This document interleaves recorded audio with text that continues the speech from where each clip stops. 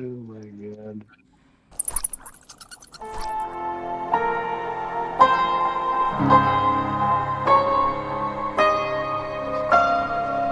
Wait, so I have a question. So there will be a video popping up on, or like a live video popping up on Twitch. Nope, stream should be live now.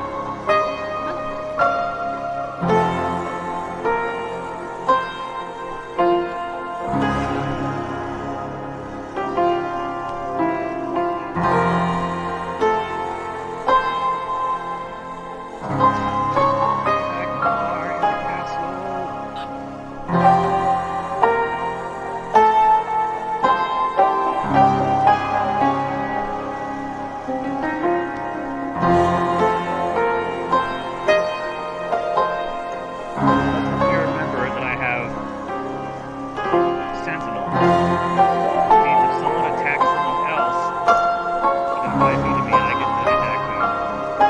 Remember that, and I also have Battlemaster Riposte now,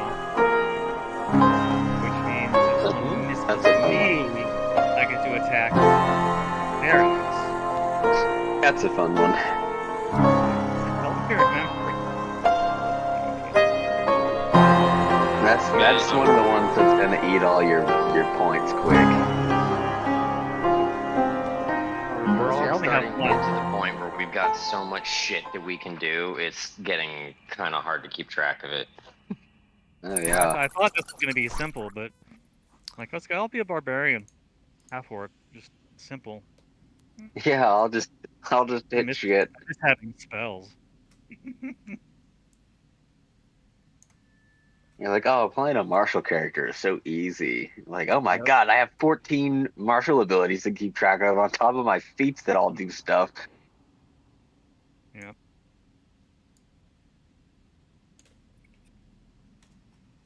Also, is Irina still with us?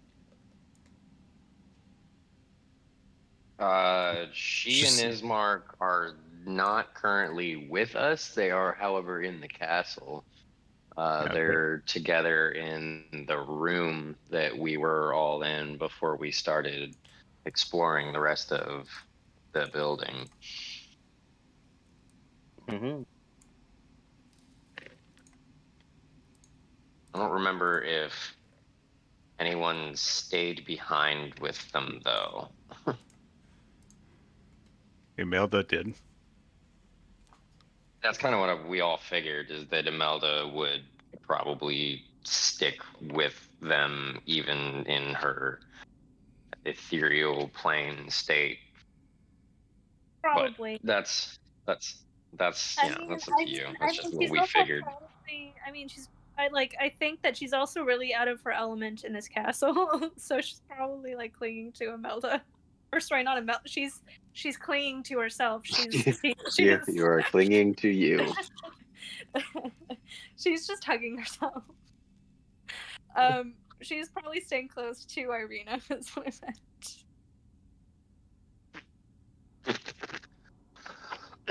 meant. Smoke weed every day.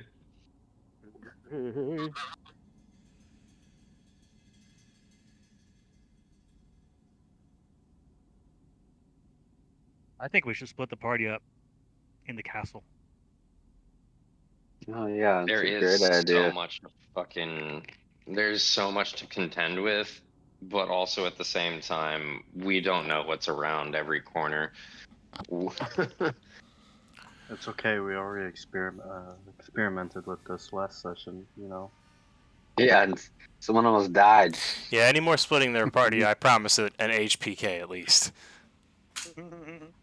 That is an absolute guarantee from the DM. So whoever wants to re-roll a character, you know what to do. Yeah, if you're getting tired of your character, if it's time for a change up, split the party. Question. Sounds like I need to beef up my defense.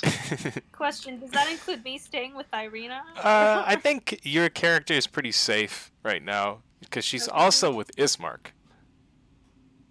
Okay. And I believe, if I'm not mistaken, that Wraith was also in that room with you as well. Father Albright. It's kind of a split party right now. So the party is split once, is what I'm saying. If you split it again, you've split it thrice. Splitting it once was bad. I'm just messing around. Do what you will. Just throwing out warnings.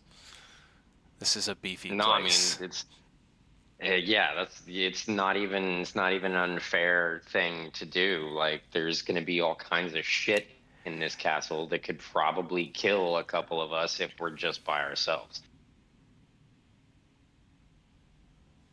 Especially the squishier of us. Yes. This is going to be a fun night, whether the party is split or whether it stays together. I will say this. The benefit of splitting the party is, to John's point, is you will get to explore more of the castle quicker. Though I don't know if you guys have a need to, at the moment, explore quicker than you are right now. Clear Castle Ravenloft. Clear every room. Clear it. John announced Full long clear. before we arrived that that was his intent when we got to Ravenloft, so this is no surprise to me.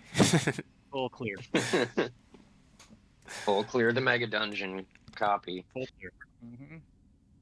We're gonna be here for the next 2 months in 4 real years. time. Mm-hmm.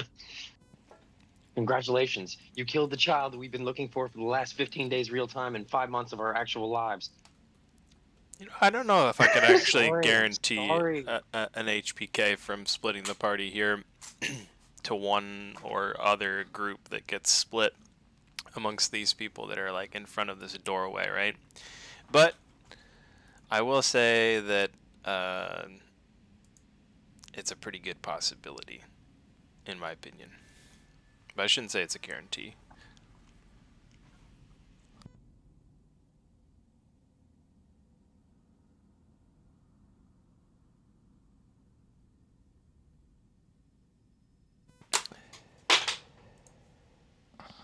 Well, for those of you that are wondering what this doorway that they're all standing at looks like, some of you, I don't think, had the opportunity to kind of hear where they were at specifically. You can see at the end of the hallway there's a door of delicately engraved steel. And the hallway is short, dark. Intricate details stand out clearly on this door's surface. It seems to shine with a light of its own, untouched by time.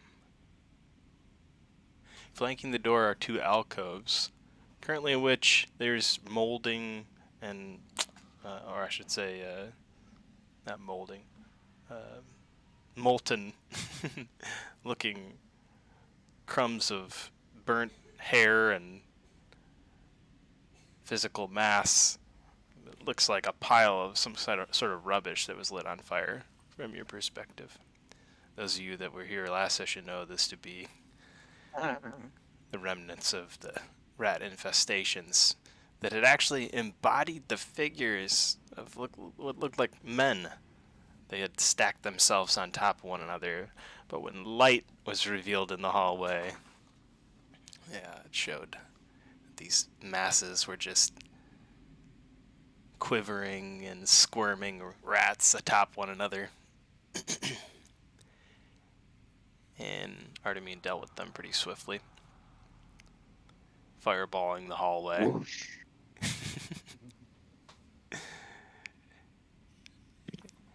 And that's the hallway at which you stand. The door was opened, the rats were dealt with. All that's left is some smoke and this door with these intricate details carved into it.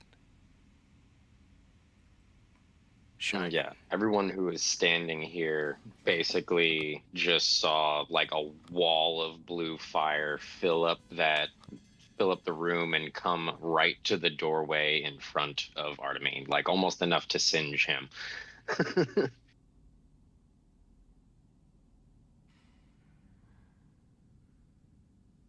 So, the dust is settling. Well, before we move forward, there are two options we have right now. There's the three options, I would say. There's this door we're about to go through. There was one on the balcony that seemed a little bit less obvious. We can also go grab our companions before we go deeper. How do you feel about each of these options? It might be wise to regather ourselves before we seemingly go through this door of import.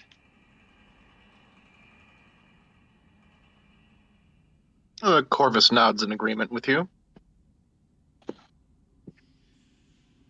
All right. And I'm also not feeling too good about walking these halls in small numbers. And don't forget, the obvious shiny object in this place usually is the one that either brings you to your death or just nothing.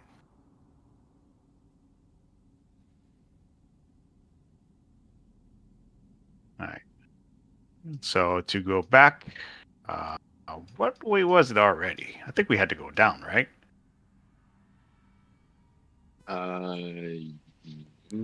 Yes. Roll Yes. survival check, Tarak. I don't remember. You're kind of trying to get your bearings as you like look around the castle. So I'm trying to give your character a sense of like, where am I at in this fucking place? I took a left, a right, then another left. I completely lost. Oh, I'm not sure. I kind of lost sight of the turns we took. You feel like you feel like you've entered a labyrinth, and you now know about the stories or myths, if you've ever heard of the labyrinth, that the terror felt from the sheer anxiety brought on by not knowing where you're at or how to get back to where you were. Everybody in the party, having spent as much time as you have within Castle Ravenloft, suddenly feels tired. Like they haven't had sleep in weeks, even though you may have long rested within an appropriate period of time since now. Wait, everyone? Everyone. Ragnar sleepy.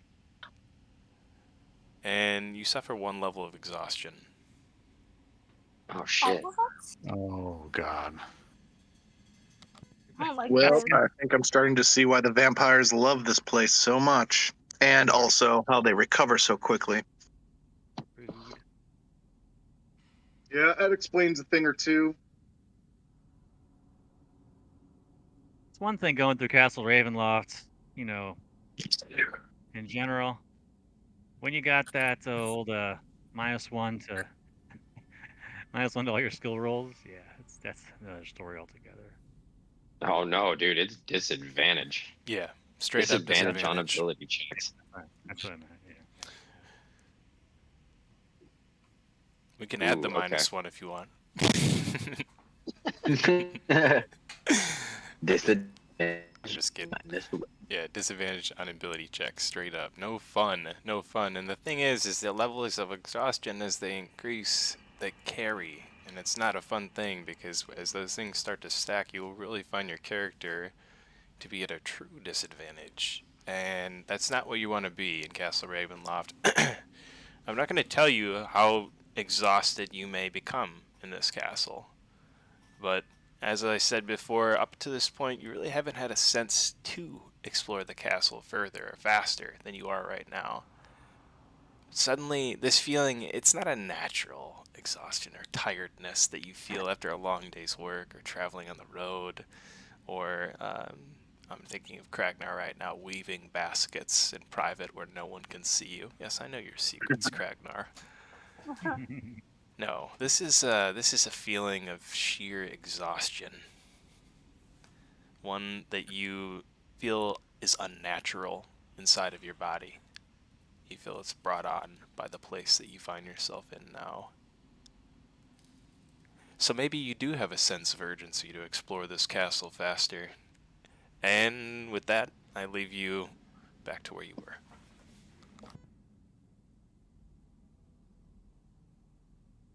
All right. Well, then Let's move quickly. Go grab the others. Tired. Indeed. I feel like the more we walk in this place, the more being alone is going to be a bad thing. All right, nobody knows where to go because I'm just going to start opening random doors at this point. I do remember a hallway of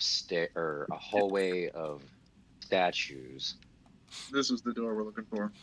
You guys actually had come full circle around all through these doors, but that door that you're standing in front of right now, it also leads back into the library that you'd first entered. You basically walked into a big 4-square box, 4 rooms. You're in square 4, and right in front of you is square 1, which is the first one you went into. Back to square one, I guess. Mm-hmm.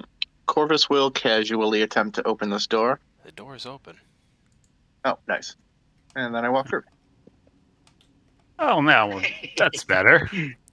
I know exactly where we were. Yeah, you suddenly realize you've been in this room before, and right away, I'm sure most of you do recognize it yourselves, but your characters certainly do as they walk in and perhaps refamiliarize themselves with where they're at. Now, roll another survival check now, Tarak.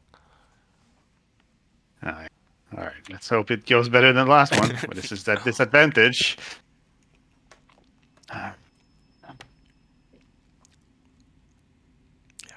Not adding any flavor or fun to that roll.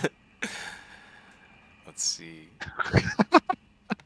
I would have had a 13, but I guess it's better than your last one. It's better than your last one. You kind of look behind you. You look in front of you. You're again, like I said, you're familiar with where you're at, like that you've been here before. But you basically have no sense of where you're at in the castle. You do think that this is the way back downstairs, just ahead of you. Obviously, it's this way. Come on, guys. I have the sense of direction of a pigeon. Aha. Well, you The don't have to be hallway the of one that statues. leads the party's direction.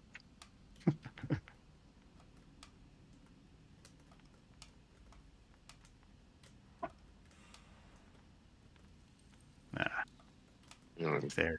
Make our way through that hallway. Find a staircase. Surely, this is where we came from. Yeah, get ready to mess with the green bar, and then lock it once you get to the next floor. Yeah. You see Father Nice. Albright standing at the bottom of this long staircase. What took you so long? He says in a gruff voice. This castle is immense. It is a chore just to move about its halls, let alone find your way. Ragnar wonder how many beds, how many bathrooms.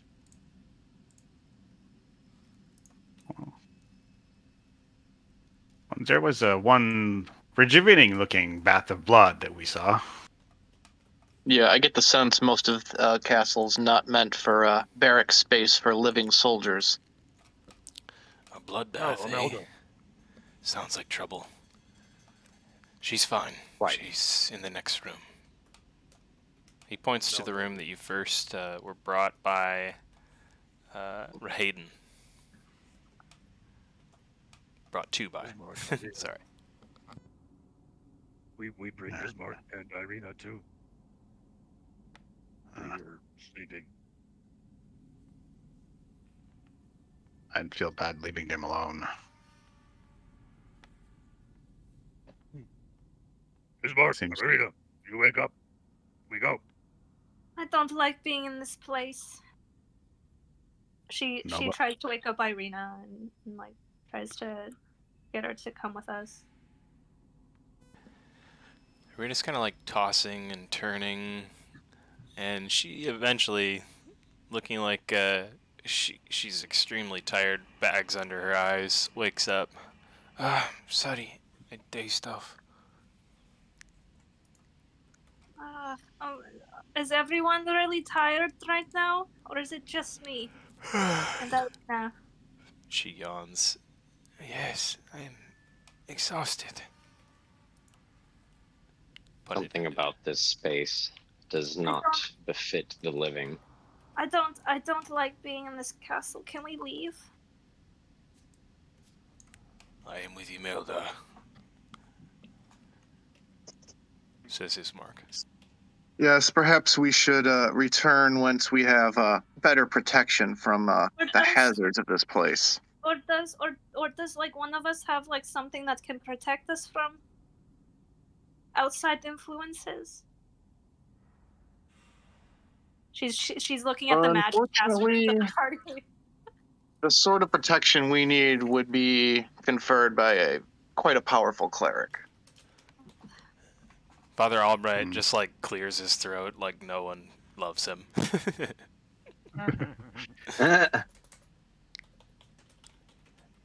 What kind of magics are you talking about, Corvus?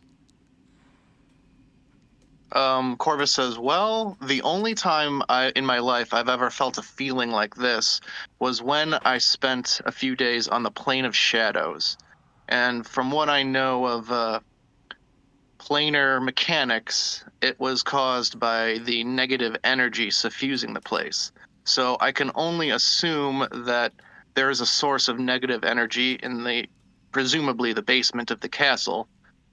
And we would need some way to protect ourselves from negative energy to continue staying here without ill effects.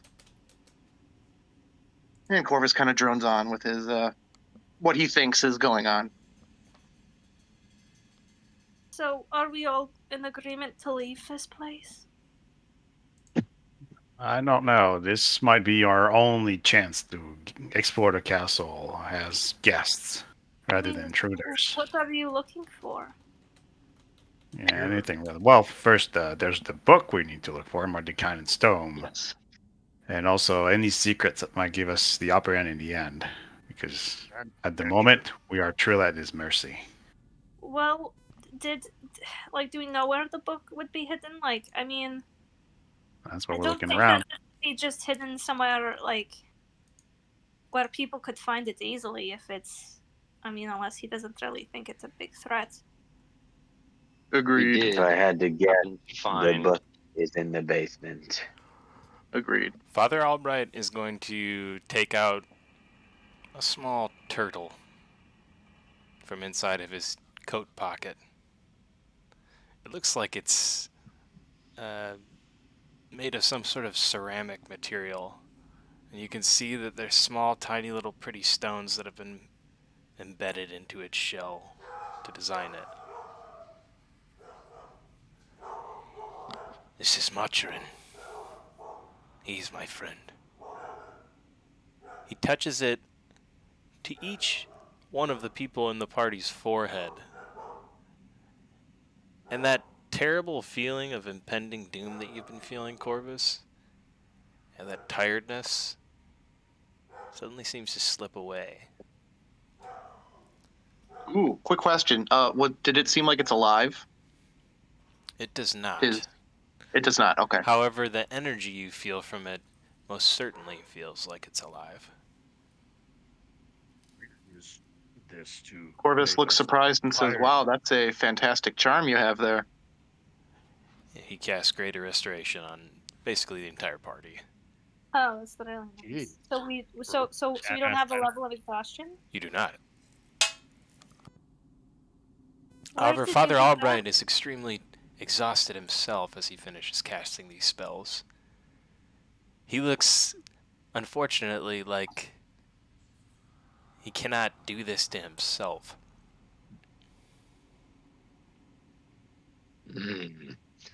Better hurry, Dad. That presents a problem. I'm sorry, I'm not powerful enough. I only know lesser restoration.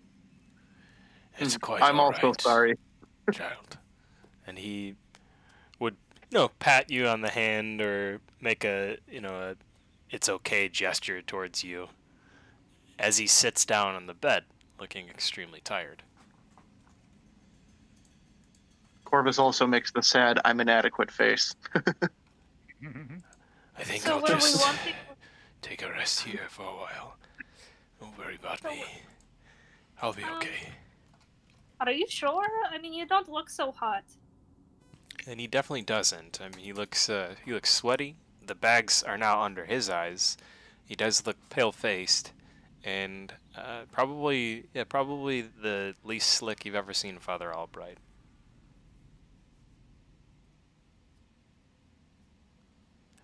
He lays down on the bed, touching his head to the pillow. Just a moment's rest.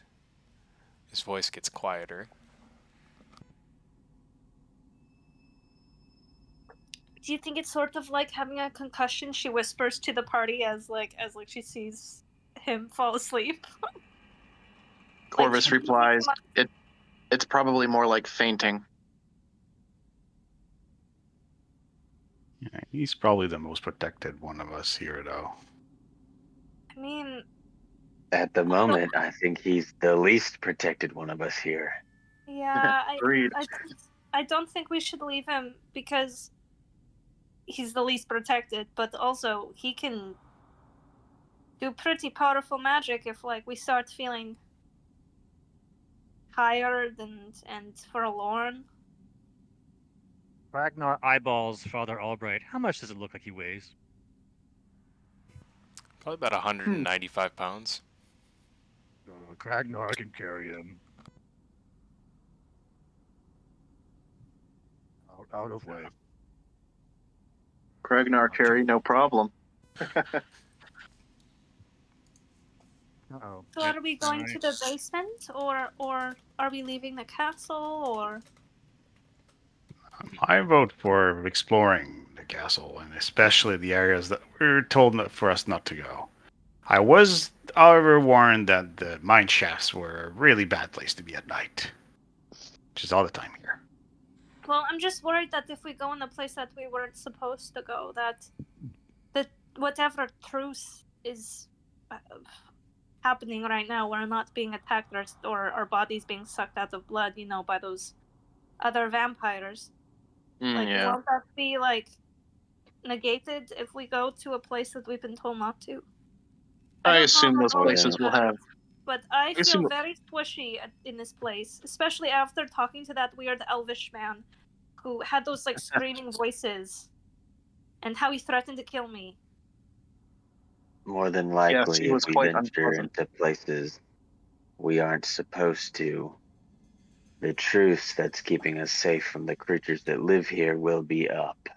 Which is why, if we do decide to go into the basement, we must take the utmost care not to be discovered.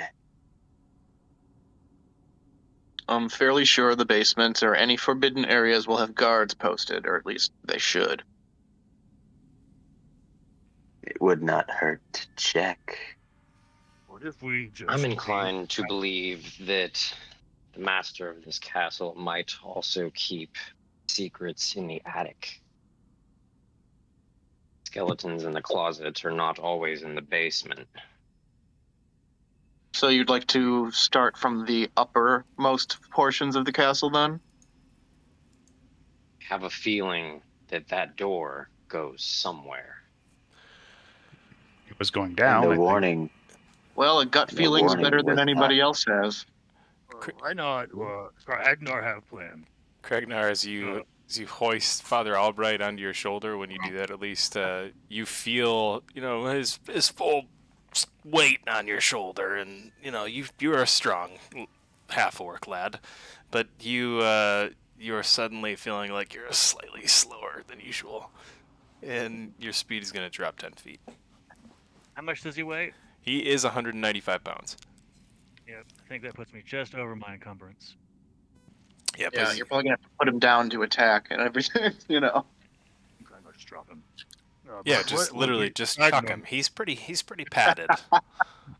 Ragnar, chuck, jab, and It's funny, chuck. dude. That's awesome.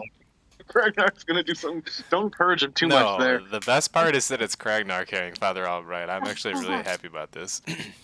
So, hey, Father Albright might actually get that concussion. When he wakes Ragnar up, have- he's going to be not happy. no. Smart No. idea. Wait. Where's this come from? What if we just head towards castle exit but like search places a long way and then go. So like we get to search some of castle, but not all, and we get out. There is that place that had the great weapon. Still need to go there, and I don't know. Kragnar want to find cure. Kragnar want to think about Count's offer, but not want us get trapped in castle. We not strong enough yet. Maybe we go, but search while leaving. Kragnar not know. Just throwing idea out there. I get the your idea is not bad, Greg. I get the feeling also that the exit will find itself well guarded as well. More Yeah, interested in Alcor getting will, us in. Alcor will pipe up and say, there was a Death Knight at the gate, that's why it looks so stellar right now. A goddamn what? Hmm. A Death Knight. Any explanation for that? Alcor's an absolute savage. That's the explanation. I beat his ass, he sent me away. Yeah, I think he just took pity on you. It could be that too. I'm 20 health in a dream right now, man. Given the state that you are in, it would seem as though that is a tall tale. And only a testament to the danger of this place. It seems likely you endured its greatest attacks, so I commend you on that at least. Young. Alright. So I'm for the continued exploring, and we need to think about the Lord's answer. I've got an inkling of what I want to say, but we can talk about that when we get nearer to the moment of truth. Well, if we want to do more exploring, we should make it quick. We can't linger here. I agree with that. I say we head for the exit, but if we see any rooms that we want to explore on the way, then I'm fine with that. I like that idea. That good idea, Imelda. I mean, I was just repeating what you said, so. Oh, Kragnar forgot. Give yourself more credit in the future, Kragnar. No, it's been a bit since Kragnar said that, so he, mind wander. Okay, that's 2 votes for Plan Imelda, 1 vote for Plan Terok.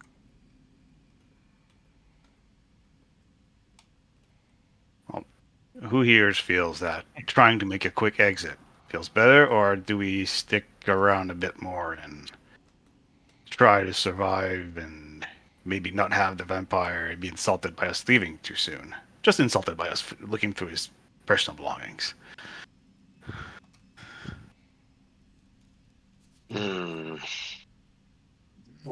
Kragnar bellows. Oh. Not making decision is a decision. Grandfather taught me that one. Alcor is full charge with whatever we decide. I very much should like to see the other side of that door, but I will consent with whatever the party wishes. I'm in agreement. I'm okay to stick around and look at the door, but if you don't, then I'll go with you as well.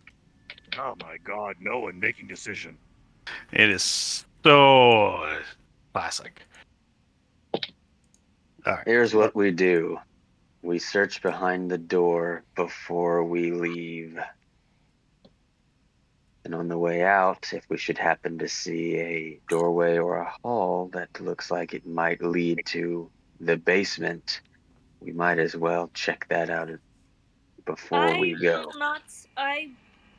Being completely honest right now, I will not go down the basement. You guys can go, but I don't think it's a good idea. Oh, that's all right. No, not everybody has the same death wish that some of us do.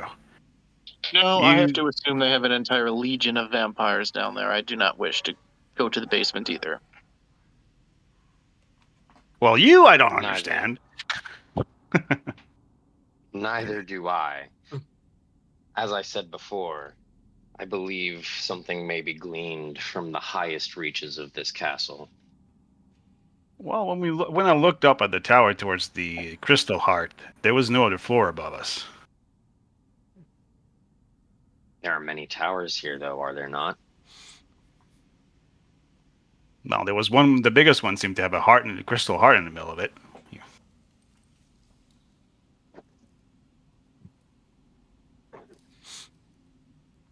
Not saying An it's interesting true. artifact of which we will have to gather more research on for sure.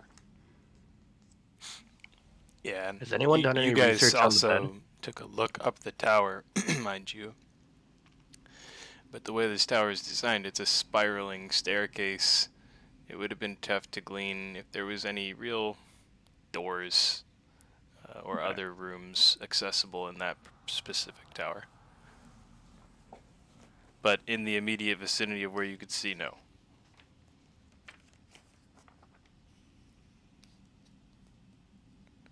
I'm just really interested in that basement. This is where, if they don't want us to look there, that's because that's where the weaknesses are. Quick I question: Did it seem agree. like? Sorry, go ahead. Oh, I was done. I was going to ask if when we checked out that strange magical crystal in the stairway, did it seem like the malaise effect, the tiredness, the lethargy kicked in when we got closer to that, or anything like that that was noticeable? You're not really cognizant of when that began. You're Mm-hmm. just sort of now becoming aware of it.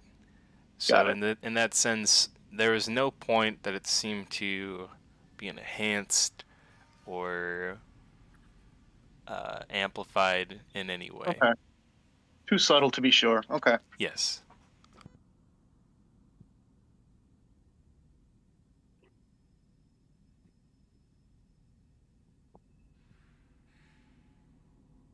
All right. Well, do we want to reach up, go down, go middle? There's many options right now. I mean, I already said what I want to do, which is head for the exit. But Yes. I say we check up and then travel down and out. Imelda, I have taken concur. rest here so I can complete the travels through this castle. Father Albright's sacrifice, it has allowed me to carry on and complete what we came here to do. We must carry on, Imelda. And this is Irina speaking.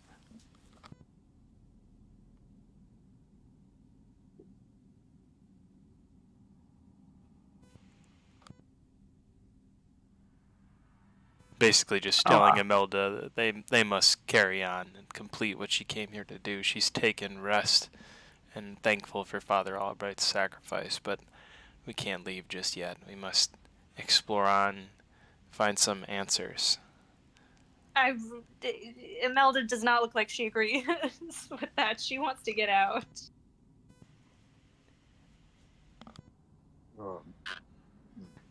Imelda, I know. She clutches onto your arm and reminds you, we are together, remember? No matter what. But what if we get all tired again? I mean, like, how long did it take us to get tired from being here? Not very long. Yeah, that's a good question. Yep, that's why we need to be quick. To discern that, you guys can kind of think about how long you've been here in the castle. You've spent now, I would say, with dinner and the amount of time you spent exploring, roughly 6 hours in the castle total. Time for most of these characters down here who are sitting in this room to get a long rest.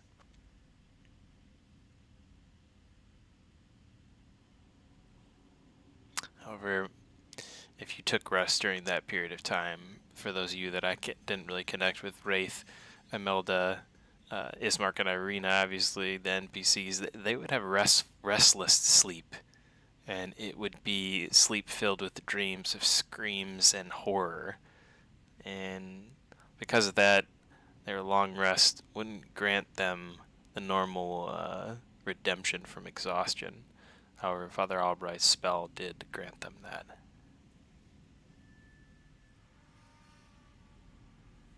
Man, we got to figure out the source of this magical interference. I can see think- why.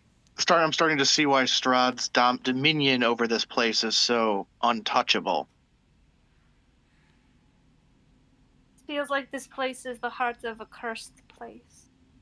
Indeed. Welcome to Barovia. We stand in the hollowed halls of its very creation. Okay. Yes, it seems we may need to learn more about the history of this place's creation. We go. Well, let us make haste. Be about our business before we suffer an untimely and dark demise. Going up. Let's go then. Up, then down.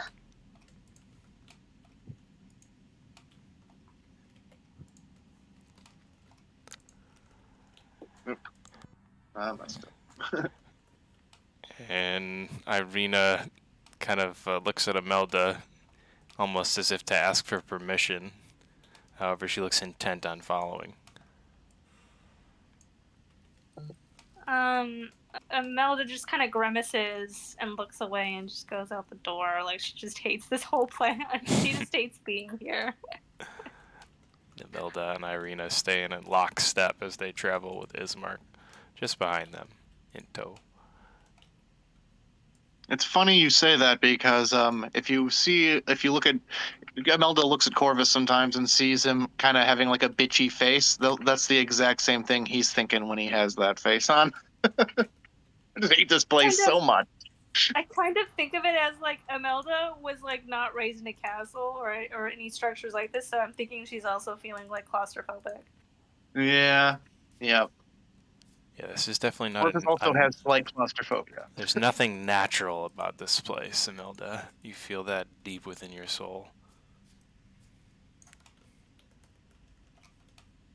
As you travel up the steps, you can feel that the temperature gets colder too, which is also probably off-putting to you.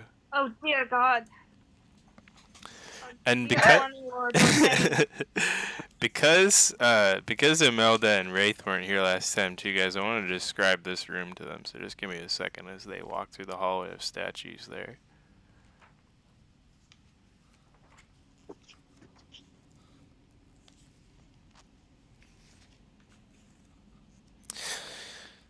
Dark alcoves line the walls of this long hall, and the ceiling has fallen here, leaving rubble strewn across the floor. Overhead, the beams of Ravenloft's roof are exposed. Lightning from the dark clouds above sporadically illuminate the hall, lighting the faces of life-sized human statues in the alcoves. Each visage is frozen in terror. They depict ancient heroes that once were, the warriors of Strahd's father, King Barov.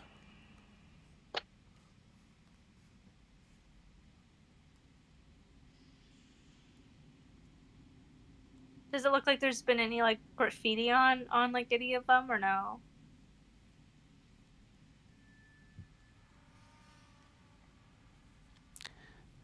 No, the only thing that looks out of place is the horrible and grieving grimaces on their faces. Dear God, he should really look into getting a different decorator or something. Gosh, if he's wanting to impress someone, I think of other ways of doing it. It's funny. Many of the other outer planes are decorated in a similar sense from gods with no sense of style. Just a bleak emptiness where their style should be. So dark and gloomy is the trend. Like, if he's wanting to woo, like, Irina, like, I don't know, give them, like, crowns of flowers or something. I don't know. Make vines grow everywhere. I don't like this place. It's just all stone chiseled with man-made hands. Not much grass or tree. Yes, I sense that Lord Strahd had to put extra effort into squelching and choking nature out of this place just to even start building this atrocity.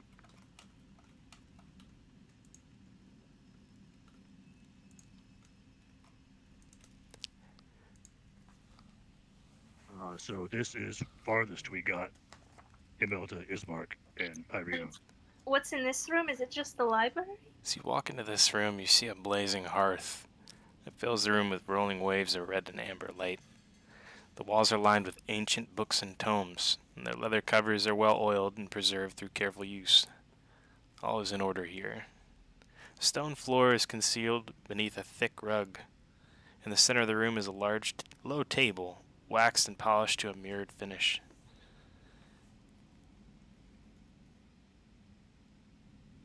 So have you checked this room for, like, secret doors or passageways? We did. As you Yeah, walk we into the found room, one. Irina just stops and begins walking towards the center of the room where you see a huge painting that hangs over the mantelpiece in a heavy gilded frame. The rolling firelight illuminates the carefully rendered portrait. It is an exact likeness of Irina. That's creepy. She wears a beautiful purple dress, shouldered with white fur that looks like a wolf. The jewelry she wears is dazzling, expensive, tasteful, but the look upon her face is one of sadness, dissatisfaction.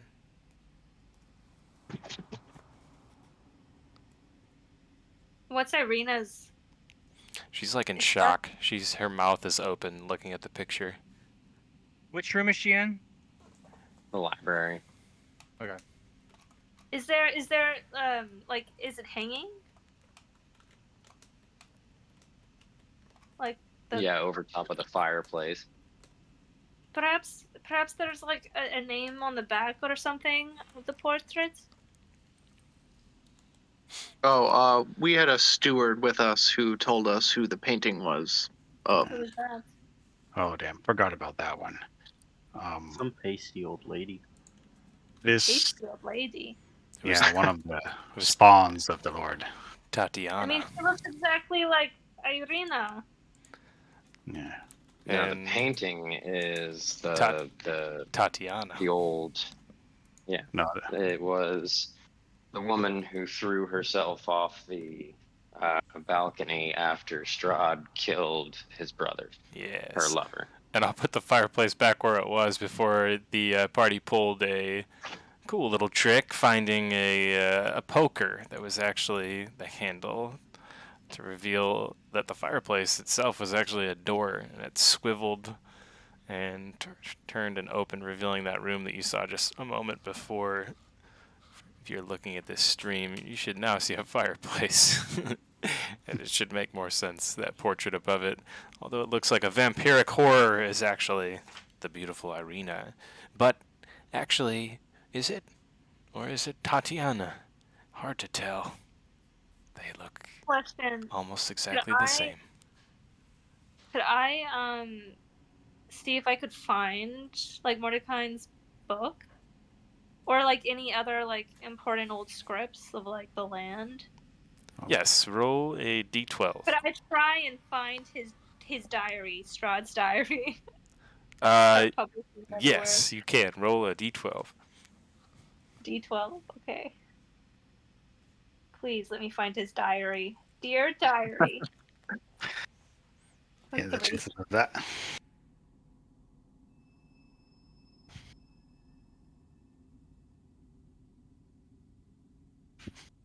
I got a 3. The Book of a Forgotten King. You don't find his diary. Instead, The biography of King Barov, the father of Strahd Manzarovich. What? So, okay, it's a biography. Indeed. That might provide some insight.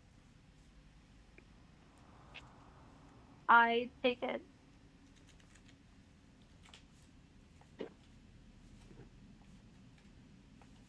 It's heavy, thick. Looks like one of those toilet reeds. or commode reeds, if we're in Like, Strahdland. Could I fit it in my backpack or no? Yes, absolutely. Okay, I do that. You'd feel its weight thumping around in there like you would with a large textbook. I wonder if Strahd has daddy issues. I think That that would be a man good has a lot guess. of issues. And say he had that and more. Indeed. First and foremost, anybody who looks like he's lost love, I guess. With a dark look towards Irina. And one with a stable upbringing does not kill his own brother. We've, in the next room, we found a banquet hall where we saw visions of the past, where we saw Strahd's brother, Sergei, and Tatiana, trying to have a kind of a wedding announcement or something like that. And Strahd got very angry with them. Oh, jeez. Irina is looking at you with the utmost interest, absorbing every word as it falls from your beak. It seemed like Strahd was angry and enraged and threw things around. And everybody left him in terror.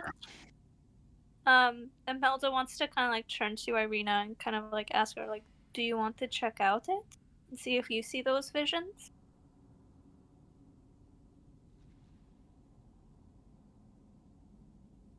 She closes her eyes, then opens them. I suppose it's worth a try. Oh, and also, we did find a funny guy in a harp ghost of who says that in the basement there's a crypt with a treasure in it where his dad is and his son that killed him. Very fun fellow. Would have loved to meet him in real life. But yes, dark visions and all that.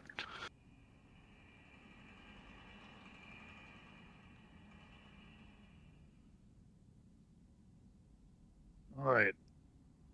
So, go through door, right? That's the plan. Now, let's see if any visions triggers when Rena walks in here. Forward. And Irina, if like you want to hold my hand and you ever get like overwhelmed, just give my hand a tight squeeze. It makes me feel better when I'm under stress.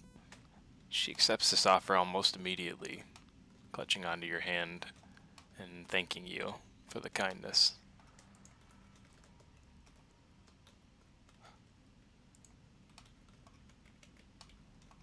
And you guys begin to head in the direction of that dining hall, I suppose. Taking the long way around, I guess. It's probably best to be direct.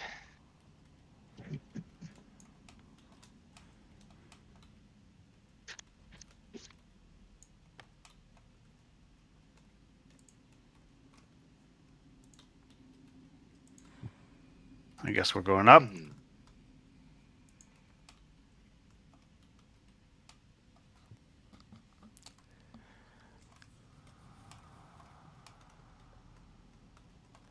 As you walk through the door, you see that not much has changed in the room. The table is still rather unsettled. Bits of moldy cake in the center of the room and strewn across the floor. The groom still laying, toppled off the cake. The bride scattered across the floor, surrounded in molded cake. And I'm Dr. Seussing again, very hard today. Stop that.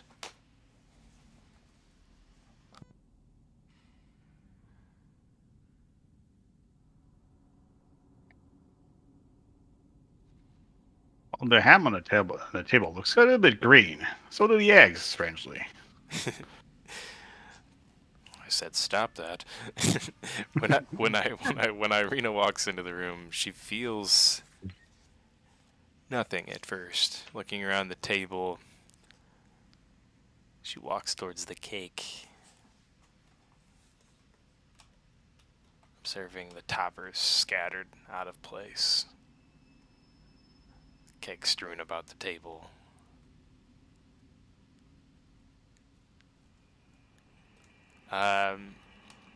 And for a brief moment, it looks like Irina has gone somewhere else in her mind. Her eyes again close as they did just a moment ago before you asked her if she'd like to try and reenact some vision in this room, and she mentioned she'd try. But this time they don't open so suddenly, and there's no response from her, just quiet. I For would about say 30 seconds. okay. Imelda's just holding her hand still. You feel there's no change in the grip. It's still firm on your hand. But she's quiet. Her eyes are closed.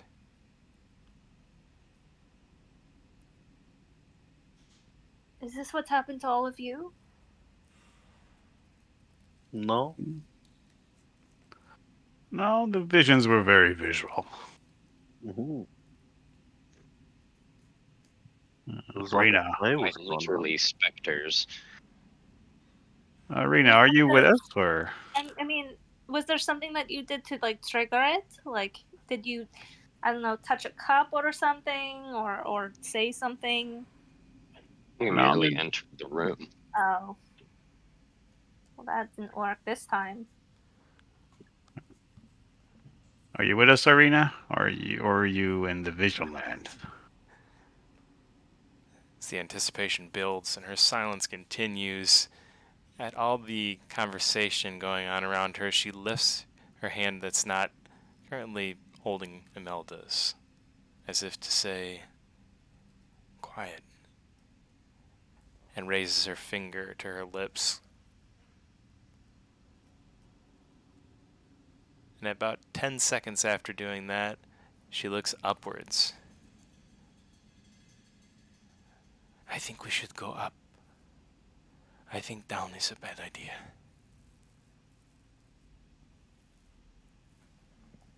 You see Told something? you. She looks at Skeletons Imelda. can exist in attic closets too. She looks at Imelda, almost again looking for approval. You could see that the bond between Irina and Imelda is growing strong, at least from Irina's perspective. You can see the general trust that she has in Imelda. It's very clear and on display. And although she feels comfortable with all the party members at this point, and is friendly with almost all of you in a way that she'd start conversations, or has started conversations, I should say, she seems to trust Imelda to an unknown extent. And Imelda kind of grimaces again, more to herself than to anyone else. And she's gonna be like, oh, fine, all right, we'll go upstairs. Hopefully nothing bad happens. What about everyone else? Dead things do lie on the ground. We'll try. Let us make haste. Thank you, Imelda.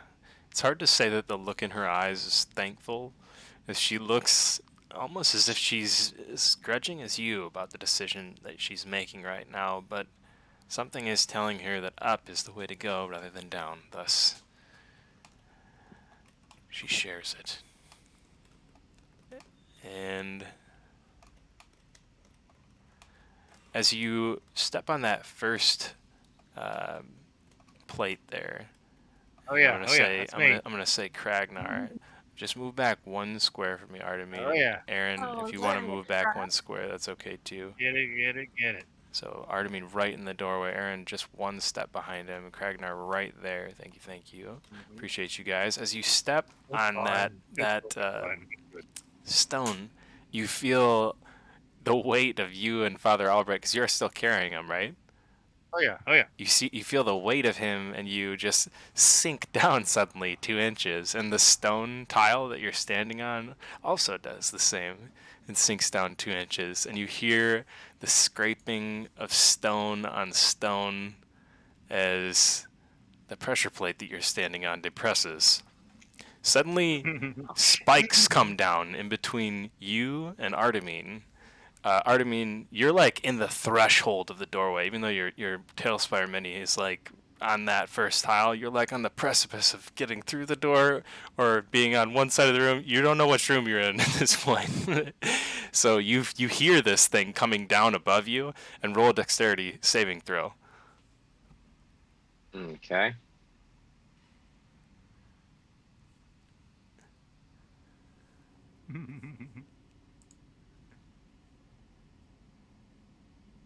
$13.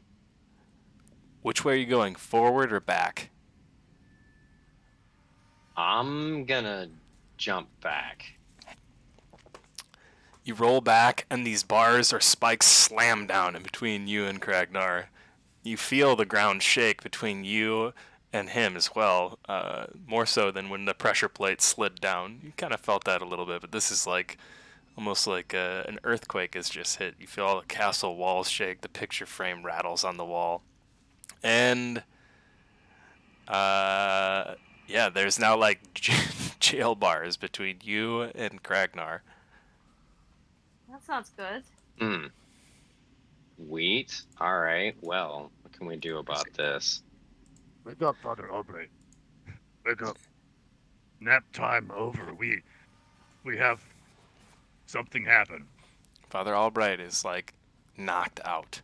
I mean, he looks like he's incapacitated at this point almost. Oh, shit. Kragnar, as you look around this room, it's pretty tight. The corridors are small. It's a tiny little hallway, like I said, with 2 little alcoves. And suddenly, that sound of stone grinding on stone returns, and the walls around you begin to slowly close in. No. Wait. Those of you that see through the bars can see this happening, and it's slow, but it is impending. And the walls Like are the coming. garbage? Yes, dude, they're coming. Garbage compactor? It is like a T shape, so they're coming in on all sides where you see walls. Those walls are Wait, coming hold on. together. Hold on. Are there bars like where like if you were small enough you could slip through them? These bars are like jail cell bars, but they're only about 2 inches apart. So there's several of them, and they do look pretty thick. They're about 1 inch thick. Would the enlarge reduce work? Like if I wanted to reduce their size? You'd have to cast it to find out. Meanwhile, Kragnar grabs his crowbar. We're getting out of here. I'm wait, so both of them We are in have there? to press forward. Wait, so both of them are in there, or is it just one of them? It is Father Albright and Kragnar Kragnar. Father Albright. But the rest of us need to be in there too, so that we can get through that door and fucking keep going and not be stuck on, before we can even keep traveling up. Now, again, I know isn't the wall several- closing on all ends of the T though? Like Yes, is it's closing like so. The walls that are like on both sides of you, right there, are coming in on you. They're coming in on you. So you can see that door beginning to kind of go away. Yeah. But you do see that there is like an open doorway there. So you can slip through that, or you can wait for the party to act Whatever in some we way. have to do, I mean, whatever I guess we have to do to get to the other side. Yeah, looks like Each we're of gonna us have to has meet our you own guys over there. abilities. Yeah, I'll try to I know Imelda go first because you called it first. Try your enlarge reduce, then I'll try prying the bars open with crowbar.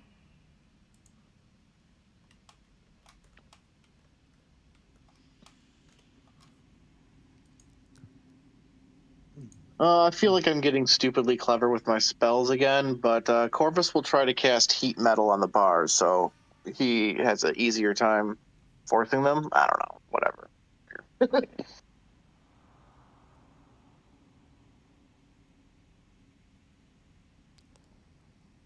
No, I feel like the combination between reducing, heating, and sheer Herculean fucking prying may Feel good about it. just do it. When- That's up to our good God. when you reduce the bars that have come down, you can see that it's almost like there's like a George Foreman grill grate in the center of the door. It falls and clatters to the center. There's still some sort of impediment in between Kragnar and getting out, but it's one that he could easily shove through, even with Albright shouldered on his back.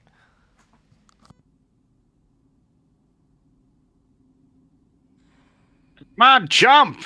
What are you waiting for? Clever use of a transmutation. So I don't quite follow. I don't understand what happened. The gate got made smaller, so like I can move it and go through the door again. Yeah, the prison-like bars or gate that came down basically became a small George Foreman grill grate. Okay. It's like a kitty. It's like At a the top kitty of the- door. No, Like a it could kid-size- go on a Weber grill. It's not a kitty, all right? I'm just kidding. So we just gotta like climb over it or stoop under it. Or you come with me, or I go with you. Well, the walls are closing on you, big guy. Get out of there. Okay, So all right. go. No, We you're gotta my go ship. through that door though. The Well, it's too wall's late. shut. Just as Kragnar makes it out of that room, and you can see that the small alcoves are also only about a foot away from being completely closed in, to where this T is now just a sealed cross-section. And you can see that through the room. The walls have actually shifted and moved. Sorry about that. Kragnar not know there was trap. That's kind of Okay. the point of a trap. Guess we go another way then? Yeah. Seems like the best bet. And yeah, just let the people who can deal with traps go first, I guess.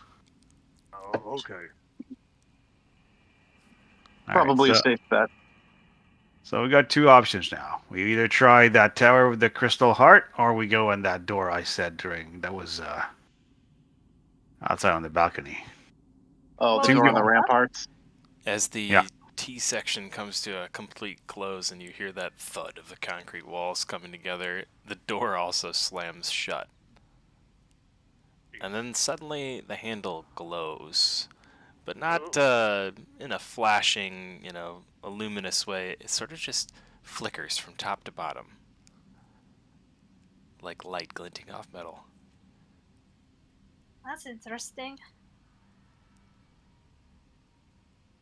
Again, seems like that way might be just blocked, I guess.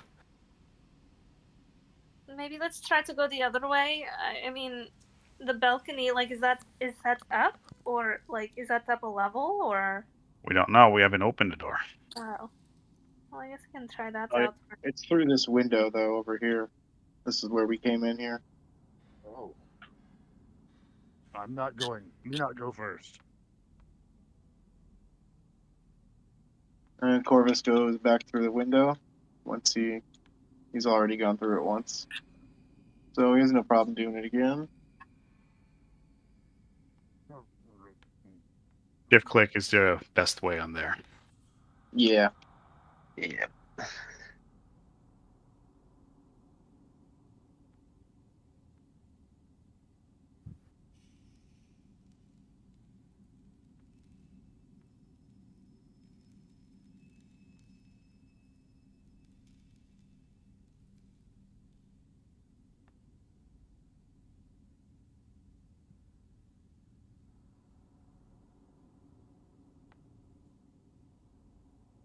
When we get to that door, I will check it for traps.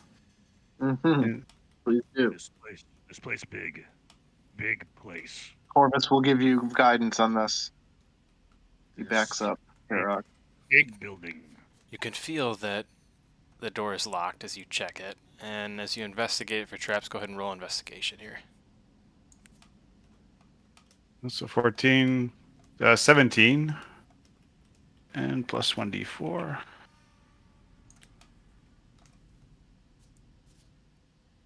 So 18. You sense no traps on either the door itself or on the immediate other side of the door that you can tell from here. All right. So I'll try to unlock it.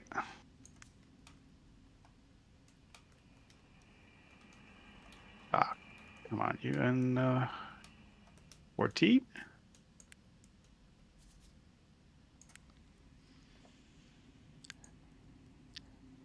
Your lockpick breaks off in the door, jamming the lock. Ah, god damn it. Oh, there goes mine. I even got a spell to repair stuff. I have crowbar.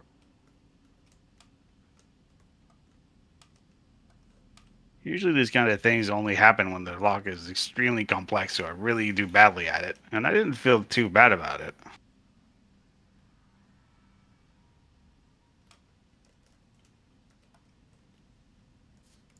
I guess like nobody has mending, huh? We Can could go Alcor other actually... way. There are other way too. Go this like down here. Other option, other way. Or Kragnar use crowbar. Yeah. Oh, we can always go up the spiral staircase with the glowing heart. Like, damn, if I didn't see anything, it doesn't mean there couldn't be one on the side I couldn't see.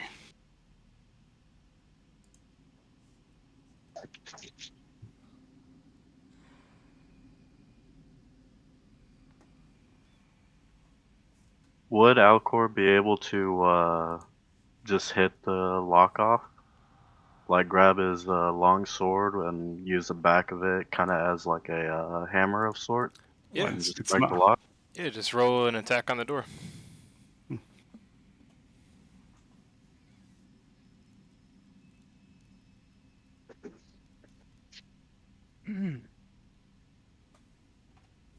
Yow.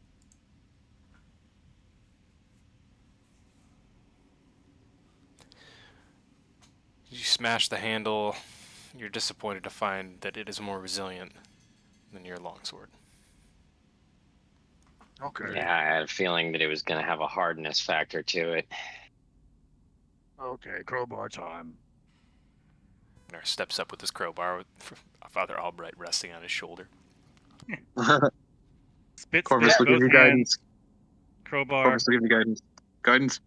Sorry. Guidance. He takes the guidance and jams the crowbar in. And gives it a good old Kragnar half-orc heave. All the Alright, power. that's athletics. With advantage. 19 plus D4 is 23. Ooh, very nice. You hear a crack.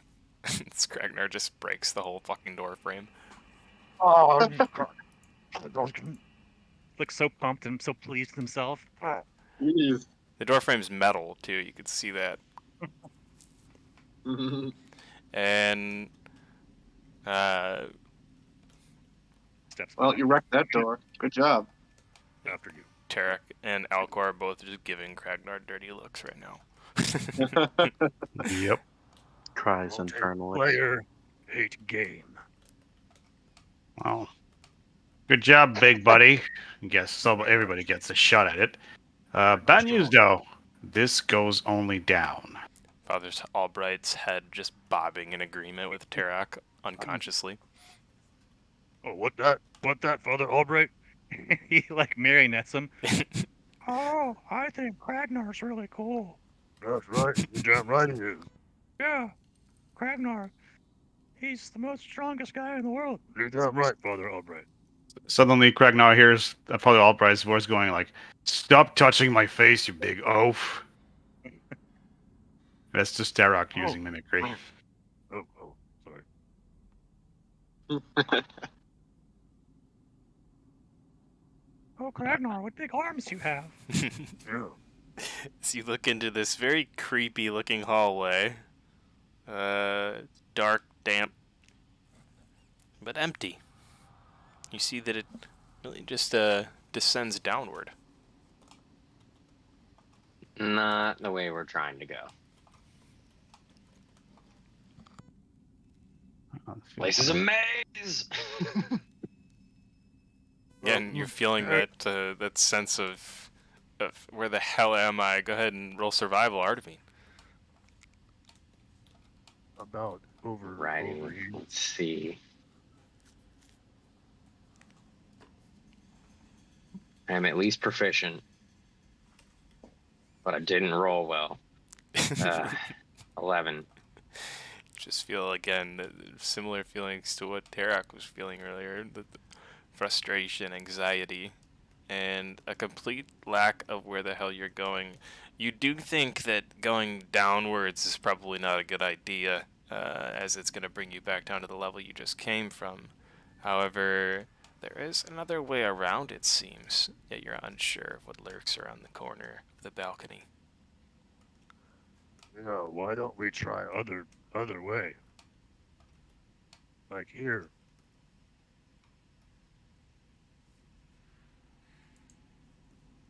You can always try. We haven't gone all around all over the place. Yeah. There's certainly no shortage of other paths we can try. Yeah.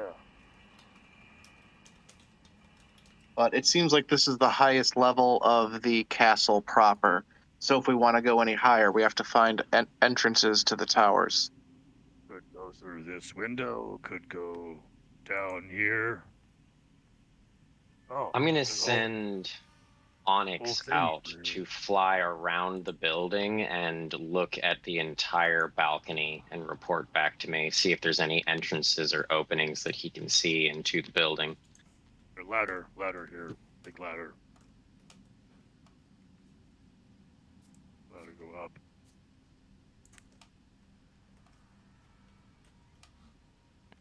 Yeah, you can see that the ladder goes up into what looks like one of the major, I always mess this one up, parapet, I think it's called. Like, Nope, that's right.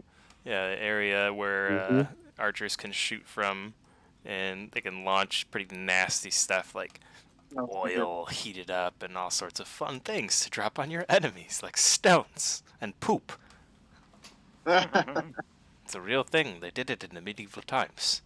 Strahd is not lower than throwing feces on people, though he cannot create any of his own. However, that is irrelevant.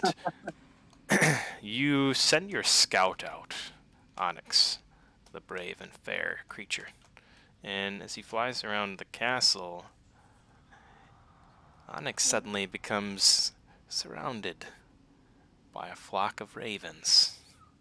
However, they're not normal ravens. Their eyes are beady red. They look ferocious and angry. Most of all, they look hungry. Well, they're not going to get much substance out of him, so fuck them even if they attack him. I have to make a 'Cause correction here. He's got 1 HP and he's a spirit. There's no meat to him.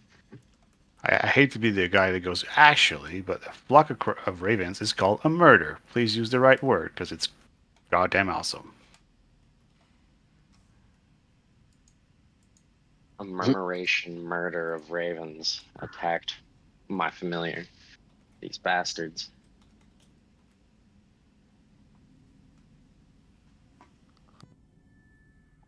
How far away was it?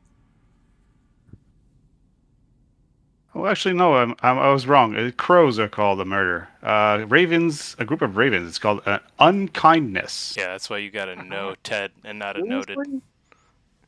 But I wasn't going to call you out because it felt rude, even though you tried should to have. do it to me.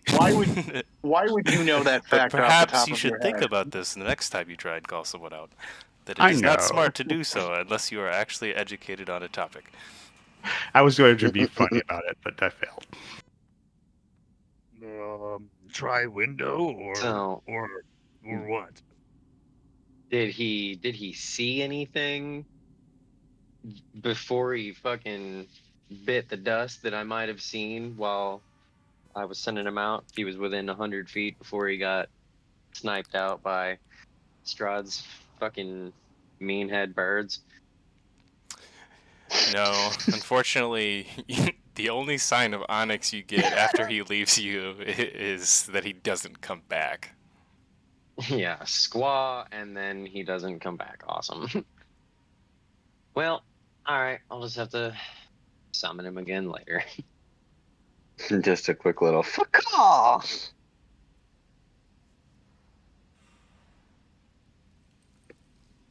Alright.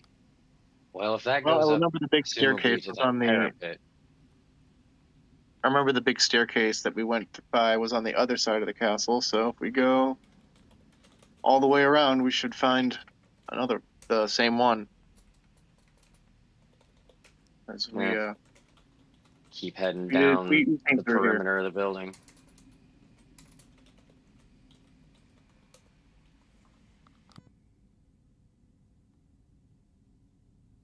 His word.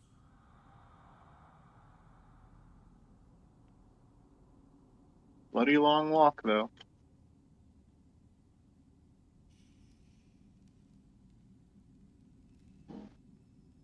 Oh yeah, maybe some unnecessary walking. Whatever, it's fine.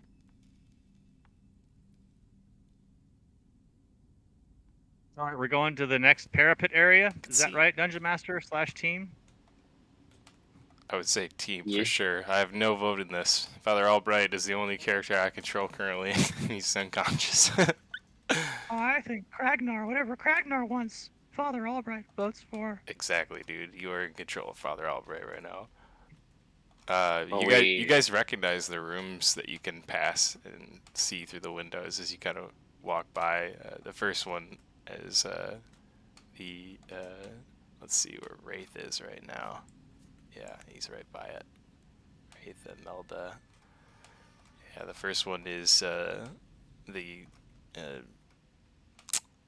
dining area where you guys first saw that image of our friends Sergey and Tatiana and Strahd, as they all sort of had some sort of family dispute going on. You also see the library that you had seen before and the hallway that led to it. The open door there. Gertruda laying in a bed naked. She smiles at you as you walk by. Oh, Nope. Tara's just gonna go Sure like she does. And go like too fast away. as I would imagine you guys are looking, Imelda just covers her eyes and just continues on. so I would imagine you guys are looking for some way out of this place or some way upward, like Irina had said that she wanted to go. You guys do make it finally around the castle almost entirely, it would seem, at least around 3 whole lengths of its walls. As you walk around in a circle around this massive balcony. And I control many characters, actually. Just none of them in-game. Just in Tailspire. When you finally make it to a lit torch, standing in the center of a staircase, and it looks like it leads up yet another spiral staircase. It's like the one that the heart is in. This one has a brilliant pink glow coming from it. Ooh. Well, this seems to be one of the towers. Shall we go up? It does seem to be the tower that you had entered before, or Tarak had peeked into at least. I think it was Tarak. Yeah, it was. Yeah. Mm-hmm. And for a description for the folks that weren't here, because I feel like it really is fair to kind of recap a few of these things for them. Let's just do that, shall we? Yes.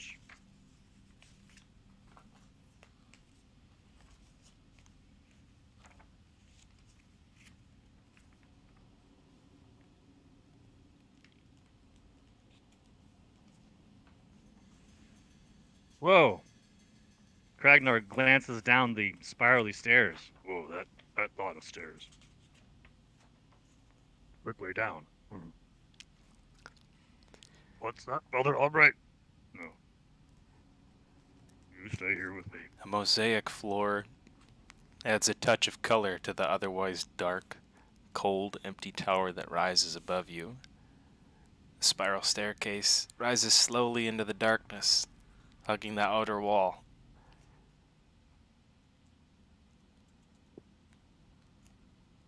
In the center of the room, at the very top of the tower, you can see a glowing, beautiful crystal. And it glows with a pinkish reddish light. This light illuminates the entire hallway. And is the party in the staircase now? Let's see. Tailspire. Is Irina focusing on that, or like is she focusing on some other part of the upper levels? Tough to say what you're focusing on. I think that's kind of up to you. Oh, I see it. It's way up there at the top. You can see these things as I'm describing them to you, but I don't know what you're focusing on. Well, I'm focusing on Irina at this point because I'm only up here for Irina.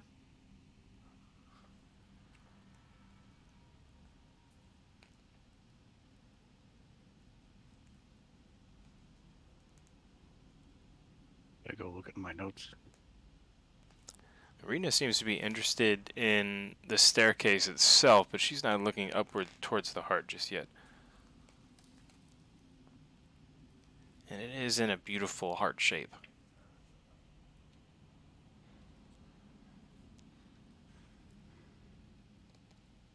Is it like suspended, like with chains, or like how is it?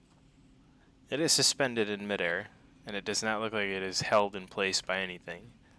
And when I do say heart, allow me to be clear that I'm saying heart like a human heart, or a heart of a mammal, and not a Valentine's Day heart.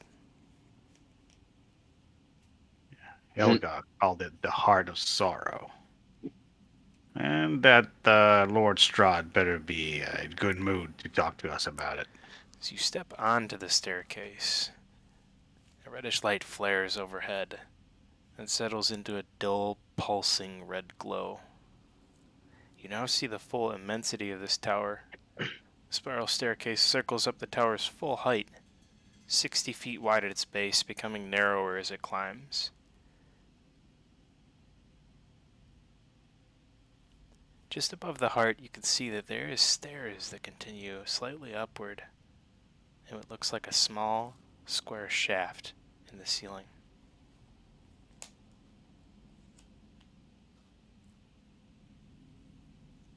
And everybody roll initiative.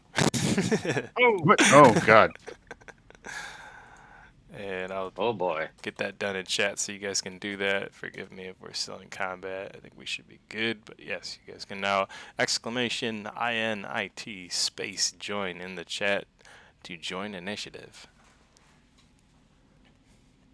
26, not bad. Oof. I rolled, I think, the lowest I've ever rolled for initiative. Oh, geez, me To too. balance out that natural 20 that I got last time. I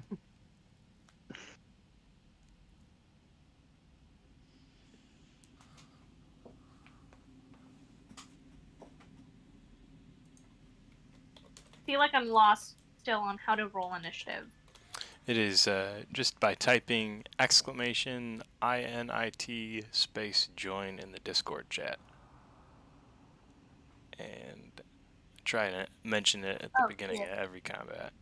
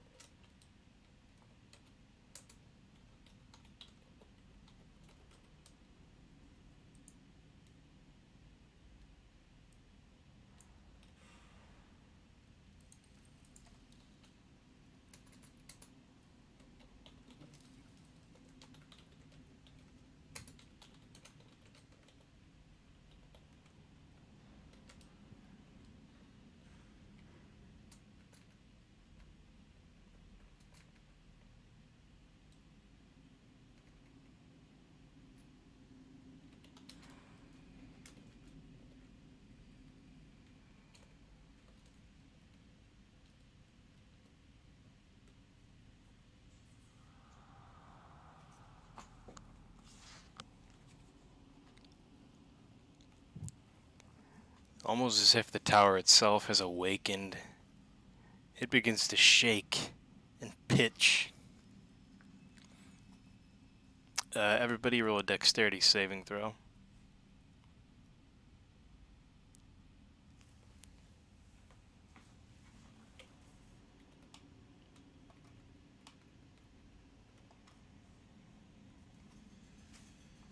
Can I use my inspiration?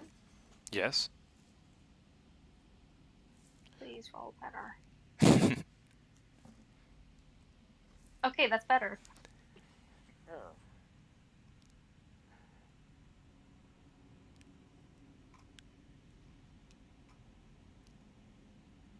Who is next to Alcor?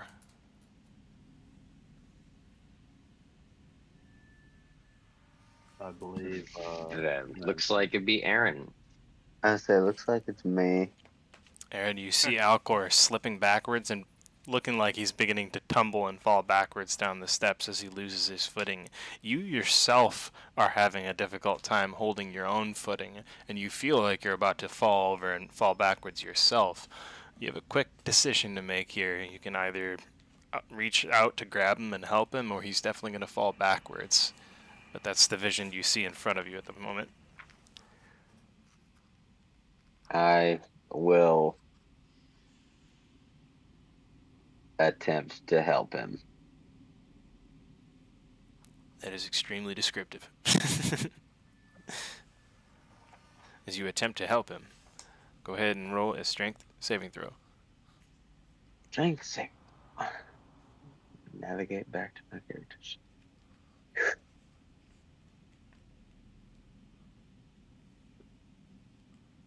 That's all.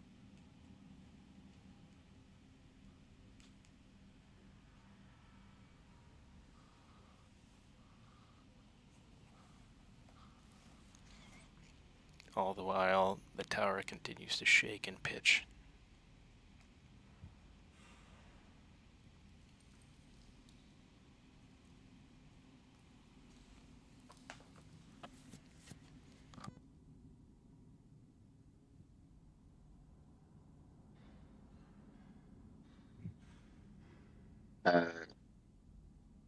And will try to set his feet best he can. Reach out with an arm to grab Alcor's sleeve, the front of his shirt, his breastplate, whatever he can catch a hold of, belt. I rolled a 13 on that strength save. As you grasp onto his belt, you see like the single flap that's hanging there, and you grab onto it. It gives you a pretty good hold, and you're able to pull him up upright enough to stable himself and to stop him from falling back and tumbling down the steps, likely to his doom. And Very much so. Alcor, you feel the sweat beading on your brow, and your face probably looks just as surprised as Aaron's right now, as you both satisfied at the outcome of what just occurred, although feeling like you wish it never happened. Yeah. Usually I was the one doing the saving, you know. Thank you, Aaron, for saving me. Some solid rolls on the dexterity saves all around. Alcor, you just got unlucky, buddy. That's all. It happens. And you guys are free to move about your turn orders, which is going to be Tarak up at the top of the turn order. Is anybody surprised to see our man Tarak at the top of the turn order? Because I am not. Oh my, oh my goodness. It's complete surprise. All right, so I'm gonna try. Oh, I gotta get my movement right. So oh Jesus. Man, what is attacking us? Can we tell? No. We're in an environmental You don't thing, I guess. You don't feel like anything's attacking you, to be fair, Kragnar, but you do feel the oh shit of this tower doesn't feel so stable at the moment. I wish I was never in this tower. Where's my mom? All right, so I'm gonna use. So I'm gonna use cunning action to dash up here, and you see Tarak is just basically flying off this flight of stair because he's gonna dash again. Now we're using his action.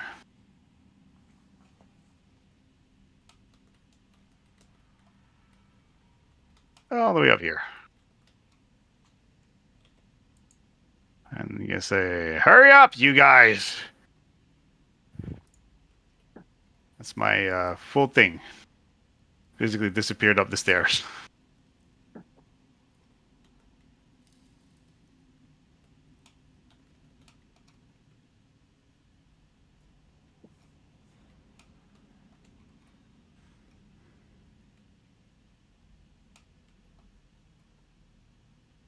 My turn is done, DM. Noted.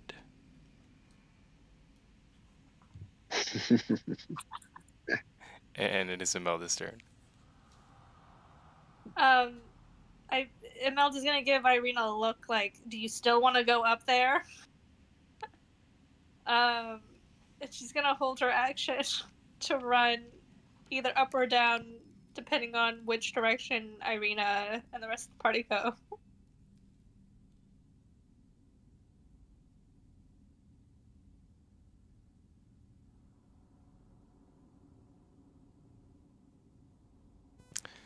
And for the sake of you guys being in lockstep, I'm going to say your turn is going to happen on the exact same turn as Ismark and Irina's as they follow you up the steps. Okay, then we go upstairs.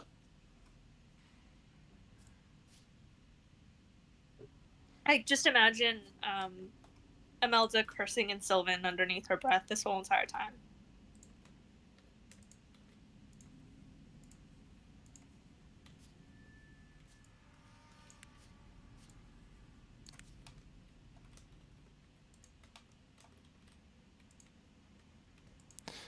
Irina doesn't seem to have an understanding of the Sylvan language, but she could definitely tell that there's some sort of anxiety going on with you.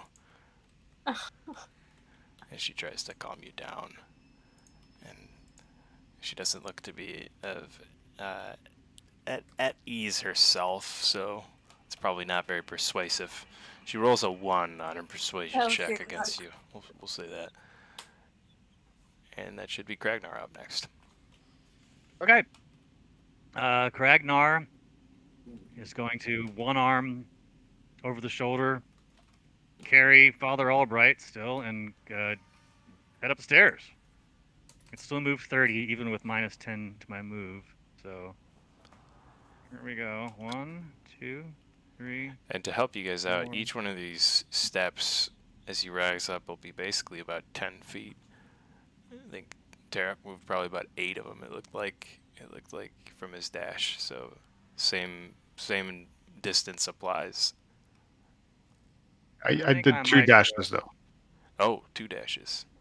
I'm not sure what your movement speed is. I thought it was 40. Yeah, it's for me it's 30, but it's because I do cunning action to do a dash as a bonus action, and then I do a dash as an action. Yeah, I wasn't trying to question how 90. far you moved. I just Sorry. I was just saying each square or each step is 10 feet for people's reference. Oh, good. I wouldn't be able to get through the wall of NPCs and Imelda in front of me anyway, so Kragnar will stand right there.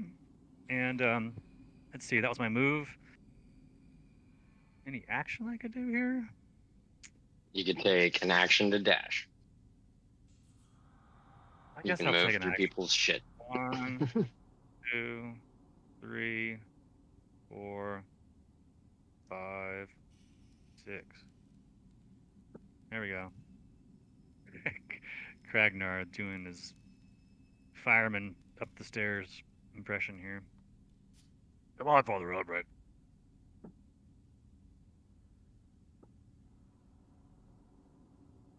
Are there any, do we see any, like, no, I guess not. This is just totally a tower we're going up. There's no other exits off it.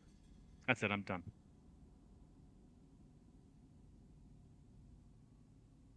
Done.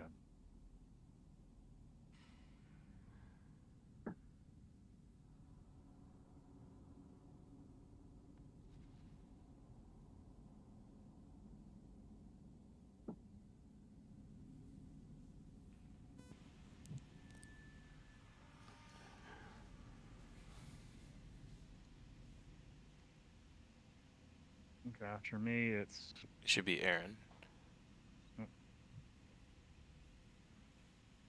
And we'll give a look to Alcor to ensure he's got his footing under him and he's not gonna spontaneously trip and fall down the stairs and break his neck. And give 1, 2, 30 feet. And end my turn right there. Suddenly remember a line, Aaron, about from Hayden about unfortunate accidents that have happened in the castle, in his exact voice. It rings in your ears. Yeah, real unfortunate.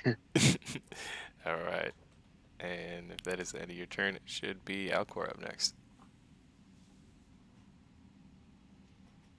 Alcor will just walk up. Want to say kind of right there, and we'll end his turn with that.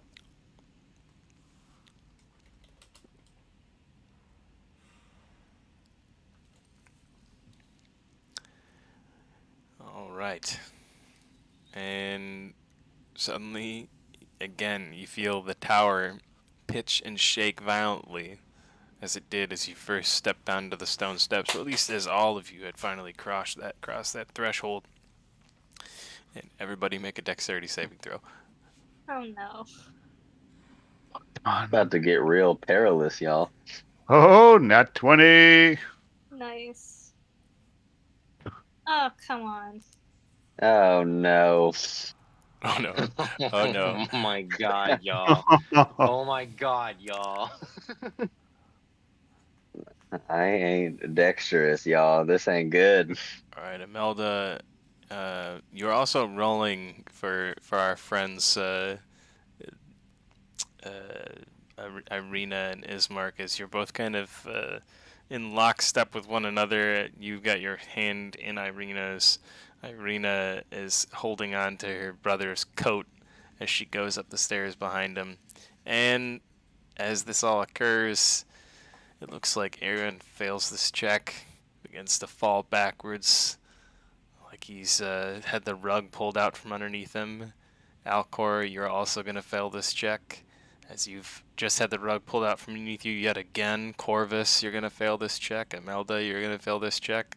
Irina and Ismark also fail this check, as they all come tumbling backwards. And Kragnar, you did not fail this check, I do not believe. At least Danger sense. I might. Yeah, you got 17 and 18. You should be good. And you just have a bunch of bodies rolling at you, buddy. So prepare for that. As go ahead and roll another dexterity save. Can I try to I don't know if I try to get out of the way of them so much as I try to stop them. If you want to try and stop them, you can roll a strength save instead. Strength save. Okay, fine.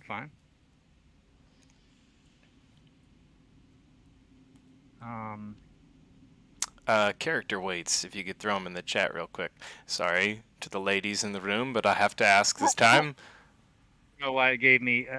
I rolled with advantage, I think, because I have like auto rage turned on. My strength save, if it was just a single die roll, would have been a 15.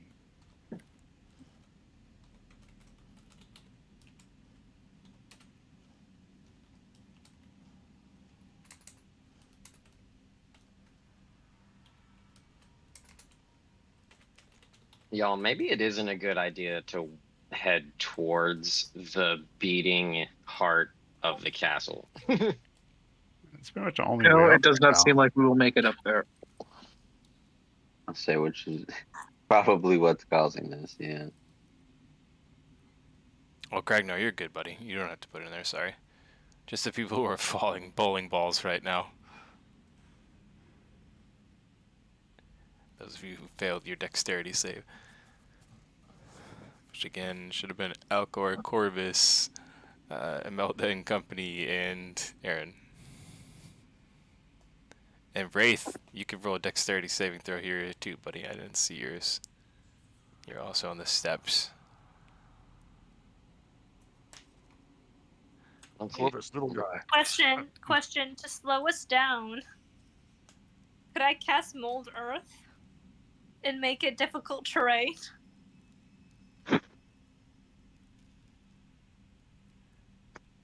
Does that work or no? I don't think Seems in a this reach. case it's gonna help you, but you can try it. Don't be mad at me if it doesn't work.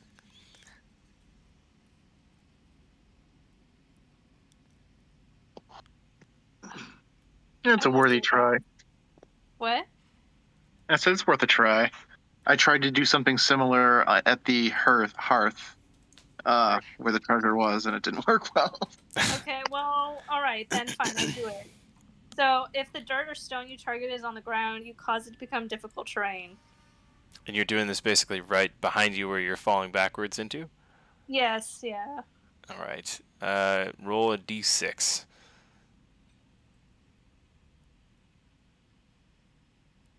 Just to slow down the brunt.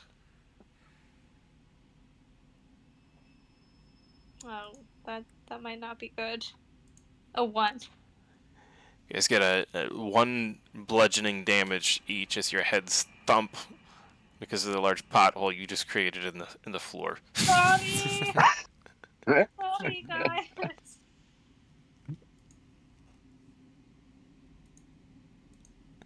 But you do still begin to tumble backwards down the steps without any break in this. Those of you who fall backwards with no one to save you besides Kragnar. Kragnar, you're rolling your strength saves there. I didn't see what those were. A 15 and a Was it 19? 15? Yeah. 15, All right. I think. Pick one of your party members, I guess, who's fallen backwards. Let's see. Not many people to.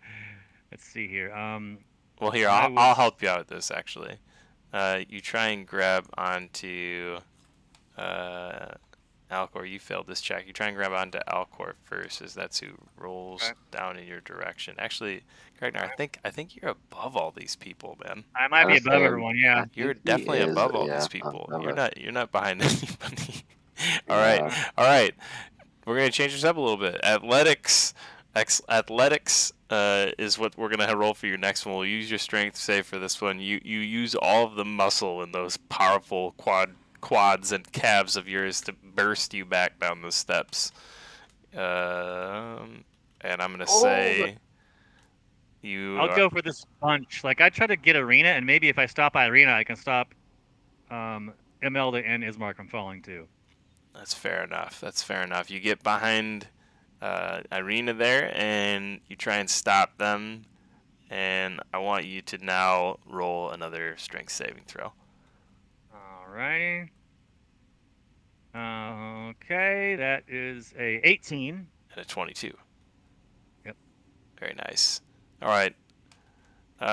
With that being said, you're able to hold on to Irina and Imelda, but Ismark tumbles backwards out of your grasp, almost like that cliffhanger scene for those of you that were born in the 80s, or before dramatic. that, perhaps. Could I only watched try that and one catch time. Ismark? What's that? Could I try and catch Ismark? Oh, no. You are in no shape to try and catch anybody right now. You're being held by Kragnar like a thread that's barely hanging on. You're doing everything you can to not fall down these steps.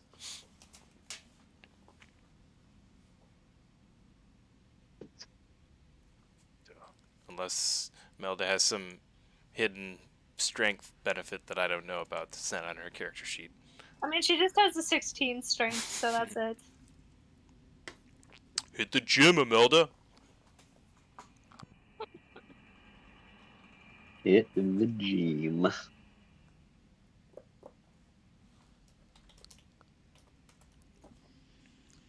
Those of you that are left, you guys fall to the bottom of this tower, at which you can place your Oh minis. no!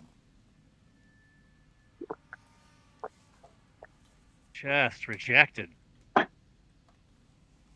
Like Bottom all the way tower. to the bottom. Damn. That is correct. That's rough. Corvus is gonna lash out with his thorn whip and try to wrap it around like the banister or something to see if he could save himself.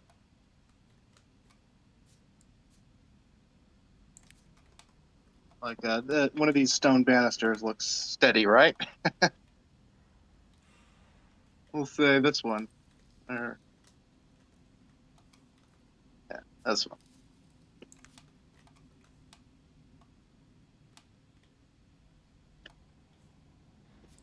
We'll see if I could hit it.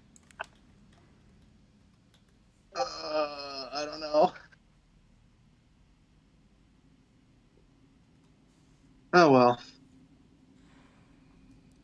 Cast out with the thorn whip, and you feel it hit something, but it doesn't latch on.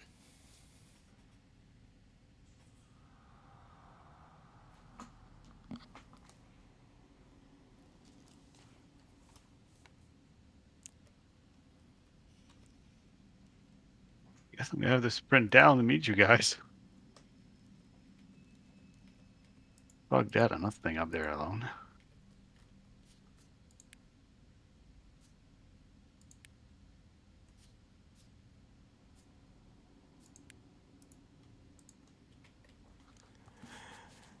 Well, I guess we're going to the basement then. No, Only no, to no. reveal another staircase that leads downwards. As you fall all the way to the base of the spiral staircase, another more square, yet spiral staircase still in its nature, spirals downwards towards the basement. I love stairs. Well, I don't even know if we survived that fall, so we'll have to take advantage. Wait, so are we all Just watch. downstairs? Like, You get- Tarek's just gonna lean over. I'm sorry, go ahead. The damage that you guys suffer from the roll is actually pretty nominal, fortunately. You're going to have to roll a d6 for every, let's see here, what is it? For every 40 feet that you fell, which is going to be a total of 3d6 based on where you were at. Guys, I really don't want to go to the basement. Well, we're down here now. Wait, are we Yeah, I don't actually want to go to the in basement basement, or either. are we about to get to the basement? I don't think You're at any the of us know where staircase we're that at. presumably leads down to it. I like how you guys all are rolling different d6s too. It's like you guys are getting different bruises and injuries as you fall down this terrible staircase. I'm sorry that I'm laughing at your characters, but this is amusing for me. Yeah, didn't get lucky on those damage rolls. I like it. I like it. It's good stuff. I just Well, imagine even less like lucky. I just imagine Tarak like looking over the banister, just his beak going up and down as people fall down the stairs, like looking them go around. Do I need to roll That's damage like too? You did not fall. You were grasped and caught by the magnificent Kragnar, with Father Albright on his shoulder still. Corvus dusts himself off and looks around, and then he shouts back up the stairs. Actually, we don't have to go back into the basement. There's a path to the main floor here, down here. Thank God. And you do also see that, yeah, there is like a corridor that leads the opposite direction that looks like it's We assume it's the main floor. I hope. well, it looks like it's at least the bottom level of the staircase. The spiral staircase is the heart of sorrow staircase, we'll call it. And there is a question for me in DMs here, so give me just a second, guys. Let's see here. If you are trying to roll a dexterity saving throw, you should be able to do so by just clicking on the bonus under your dexterity statistic or characteristic. No, that's a different number. The saving throws are directly under that. Oops, sorry. Yes. The numbers on top will get you a check. The ones below will get you a save.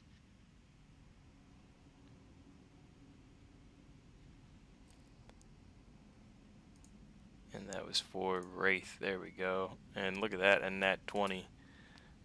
It was the assistance lended to you by your fellow party members. Party split. Party split. Party split. And Wraith, you are, solid in your stance as the tower shakes. You do not tumble backwards. And the party is effectively split by just this. Yep. Imagine if you I would have mean- split it before. I'm a druid. I could come back up there if I really, really wanted to, but I don't know. It seems like most of us do.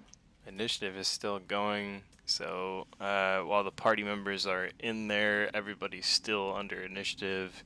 And Artemine, you are up.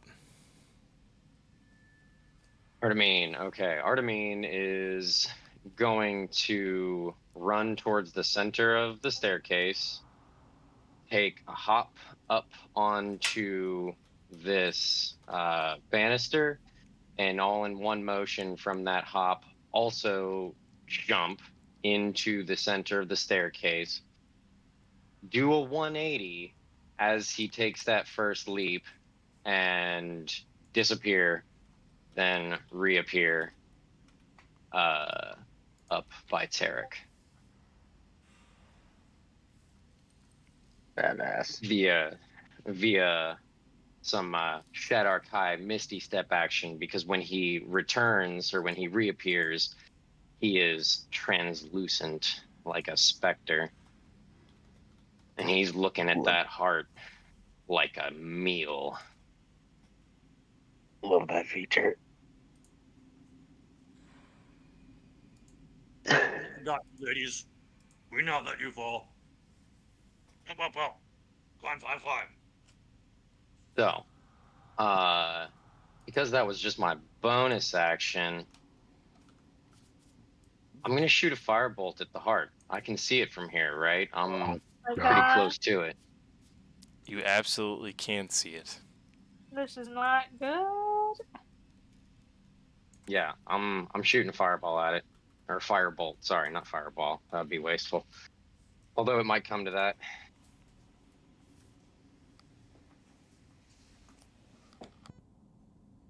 Shitty roll. I'm gonna use my inspiration to reroll. 23 to hit. And you miss. Whoa, what? Does it like magically deflect? Whoa. Wow. 23, huh? You feel Right, the all room right. fill with that flame and the light from your spell. But as it fizzles out, the heart remains untarnished. Still glowing ever beautiful, pink, luminous.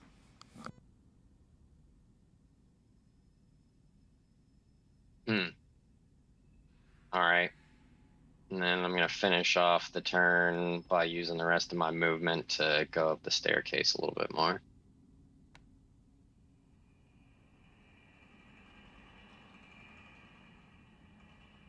All right, that's it.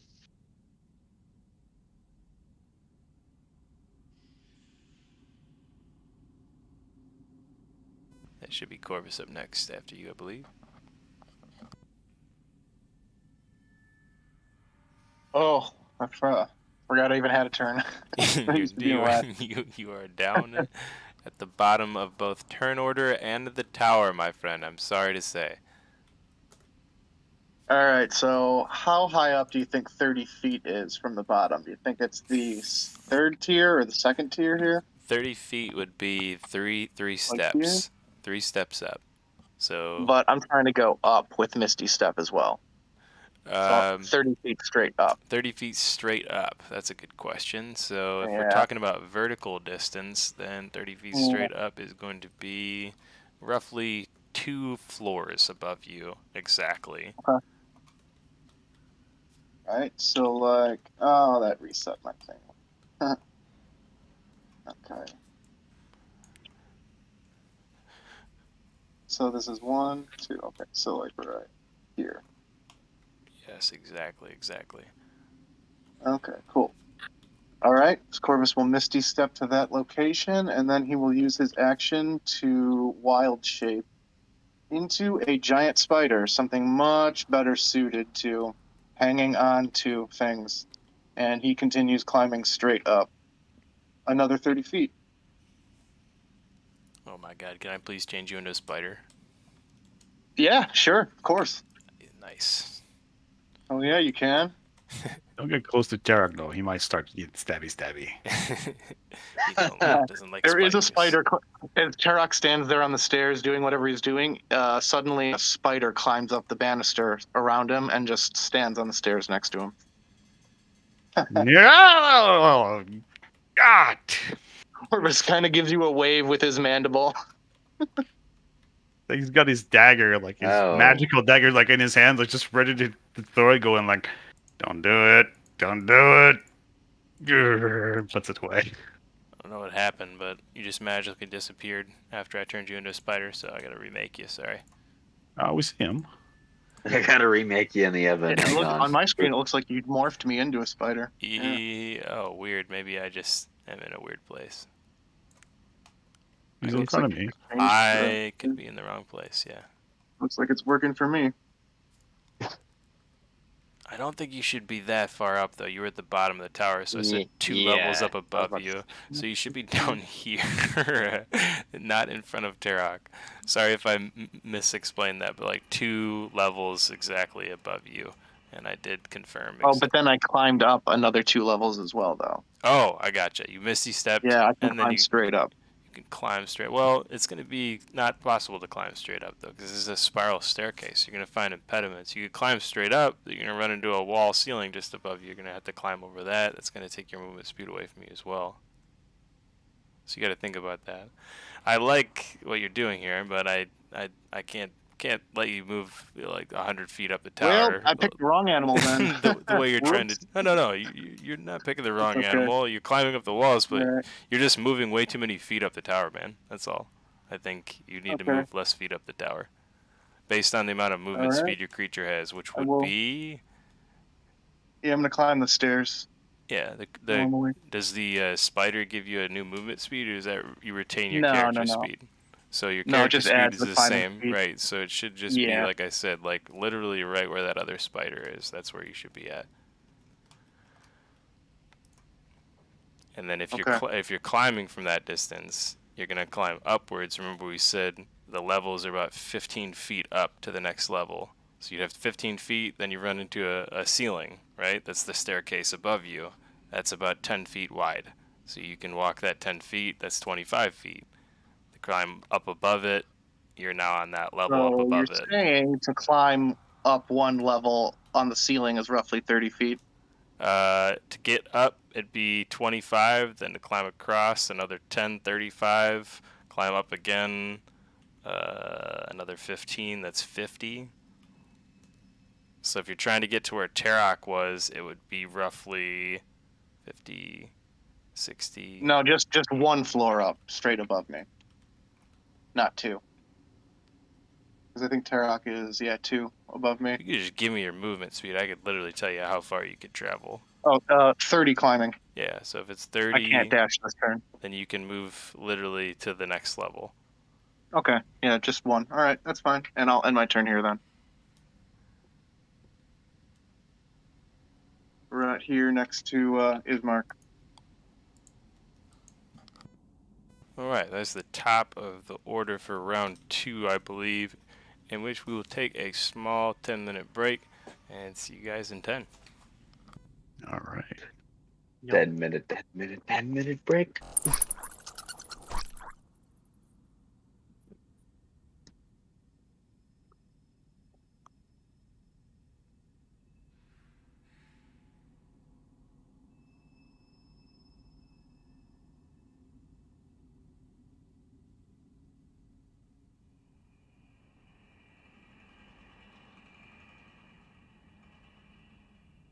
We taking a break? Did I miss that?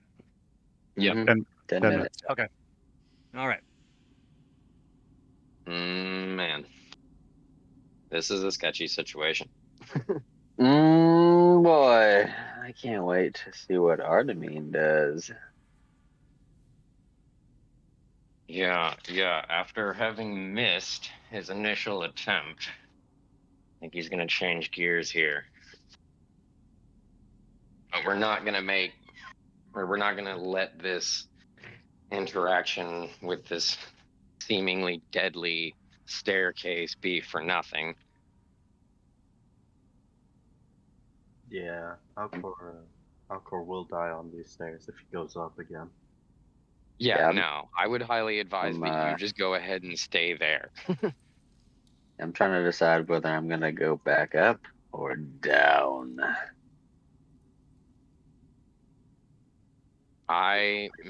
Man, I feel like there's another way. There's another way that we can go to get us up. It's not this tower. I don't think we really want to go much farther up this tower. If I can't do what I'm thinking I might be able to do on my next turn, we definitely just got to find another route, because this place is a maze. I guarantee you there's another way to get where we're trying to go. Irina specifically, like, got the weird, creepy feeling that we needed to go up right where we were at that door. I have a feeling that staircase beyond that door leads to where we're trying to be. Yes. So we just gotta find it. There's 2 other floors that may have some sort of connection somewhere to that particular staircase that we saw on the other side of the chamber that Kragnar got trapped in.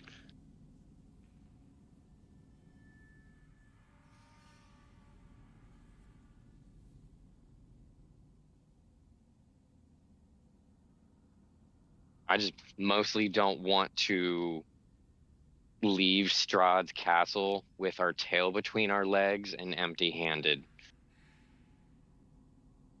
Yeah. Nothing besides 2,000 pennies.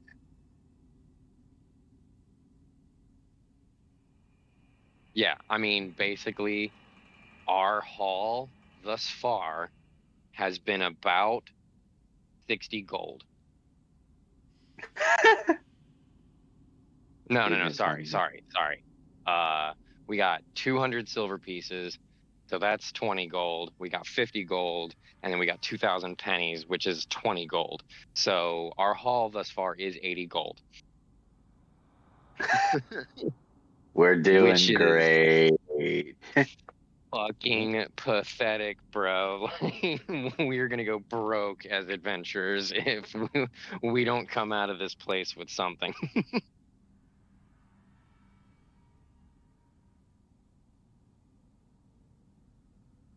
No, you and I in particular have a really expensive class feature, so Yeah.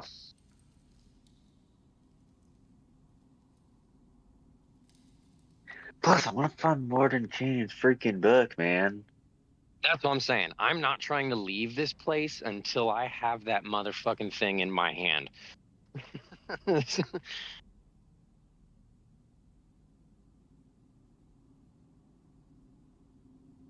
Yeah, sorry. Well, if I had the old version of Meld into Stone, I might be able to pull that off, but no, not happening. I don't think so. I think we can find it. If it's not in the attic, okay, fine. At least we know that it's probably in the basement. But I'm still of the mindset of we need I mean, that you can call the, you can particular call the towers of the giant door. castle an attic, but I don't think it's an attic. Bet you were I gonna mean, it's find something Also- some kind of high tower. Also, God I'm just said there were. imagining all of the boss fights I've ever had on towers. That's all. Yeah. I'm fine with this. We're 8 Also, deep. God said there were instances in this castle that were worth levels. Yeah. So I'm absolutely willing to risk it all in this castle right now. Yeah, and Well, Melda's you not don't have with a you on quorum. that.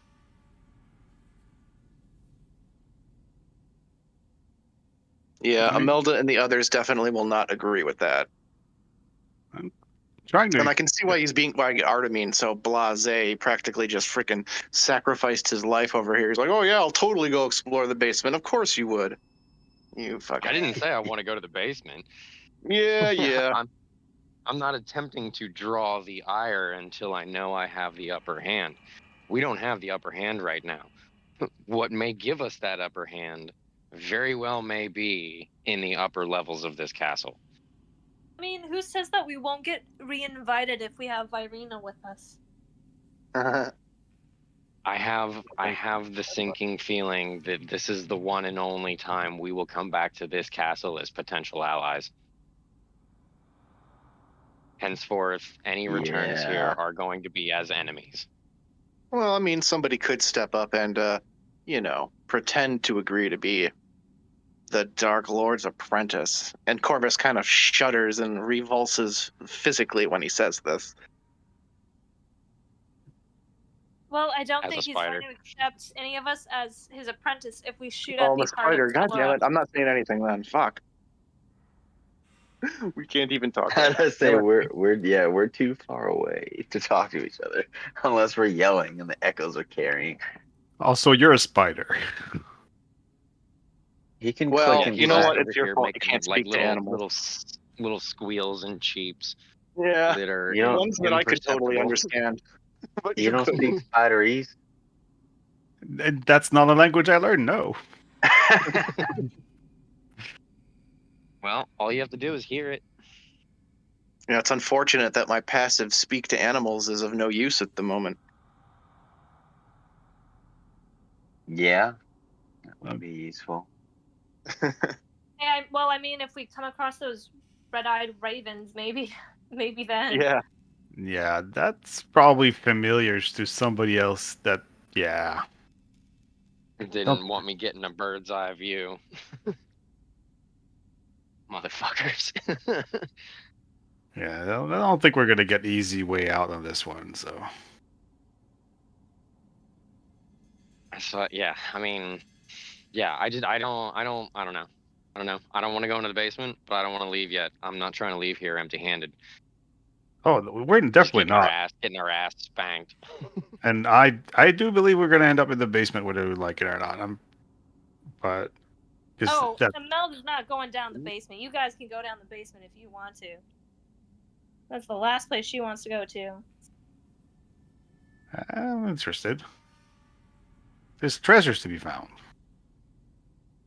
Or a whole bunch of freaking coffins. I think it's probably more complex than that. I wouldn't mind coming across some coffins.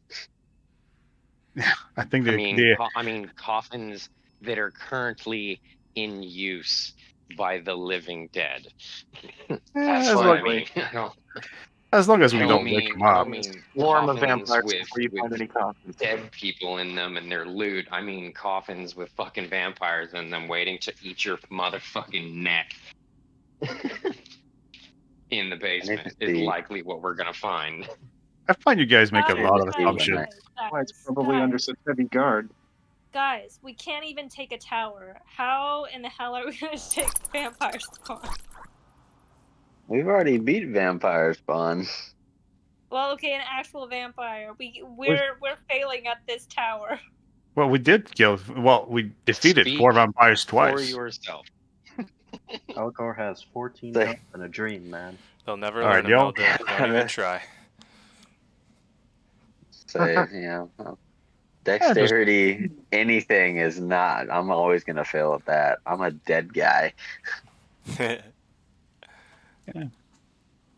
I find we make a lot of assumptions about what's where. Like we haven't looked downstairs. We don't know what's there. Exactly. You We're never all- know. I mean, downstairs is typically where basements are. You never know until you see it. Exactly. And there's pickle. What's his name? God. Post it in my notes. That phantom guy, that ghost guy that told me to find his resting place. Yeah. The resting place of his dad, actually.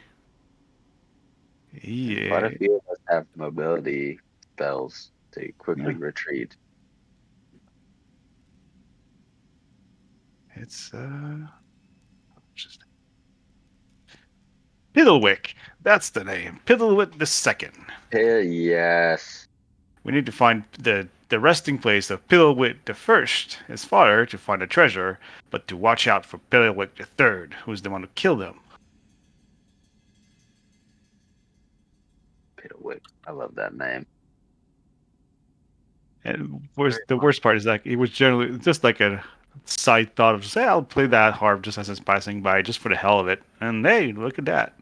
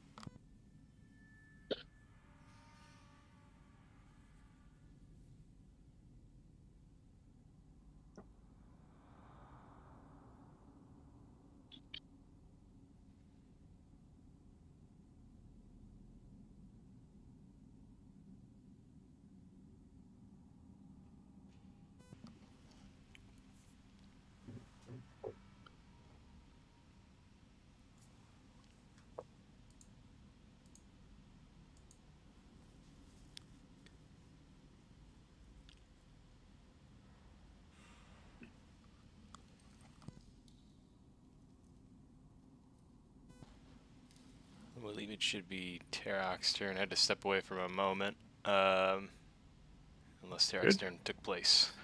No, not yet. That would be unfair. All right, so dun, dun, dun, dun, dun. Oh, it brings me around about here, I would say. So run and flying like an eagle or a raven up the stairs. You're almost lateral with the heart at this point. Can feel the radiance of that glow, almost giving off a little bit of warmth in this cold, frigid tower that you are climbing up. Does it seem to react in any way with me being near? Outside of the description I just gave. Perfect. And that should be Imelda up next. Does Irina still look determined to try and continue up the She stairs? looks like she's hanging on to Kragnar for dear life, but she is looking upward, yes. Ah, damn it. Alright then, she's gonna go upstairs and curse. She finally lets go of Kragnar and begins, again, trudging up the stairs with you.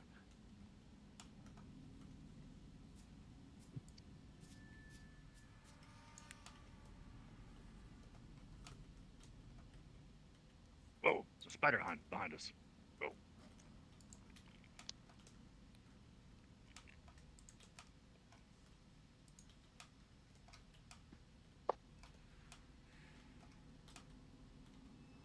And Imelda, remind me again your total movement speed. And your dash. It's 35. Imagine you're trying to dash up the steps, move as fast Yeah. as you can. Yep. Yeah, it's 35 feet. So and my 70. dexterity is 19. Got it.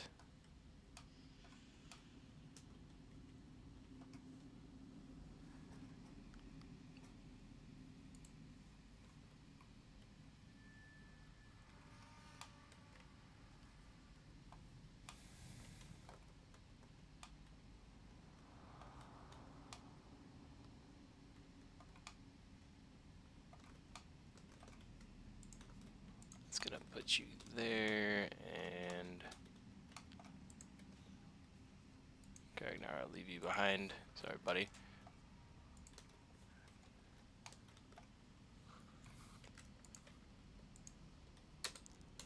And Rena with you.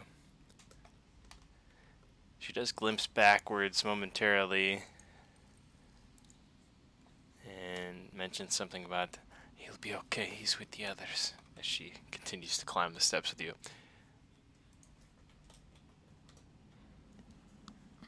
And it is Kragnar's turn. Kragnar would like to rage.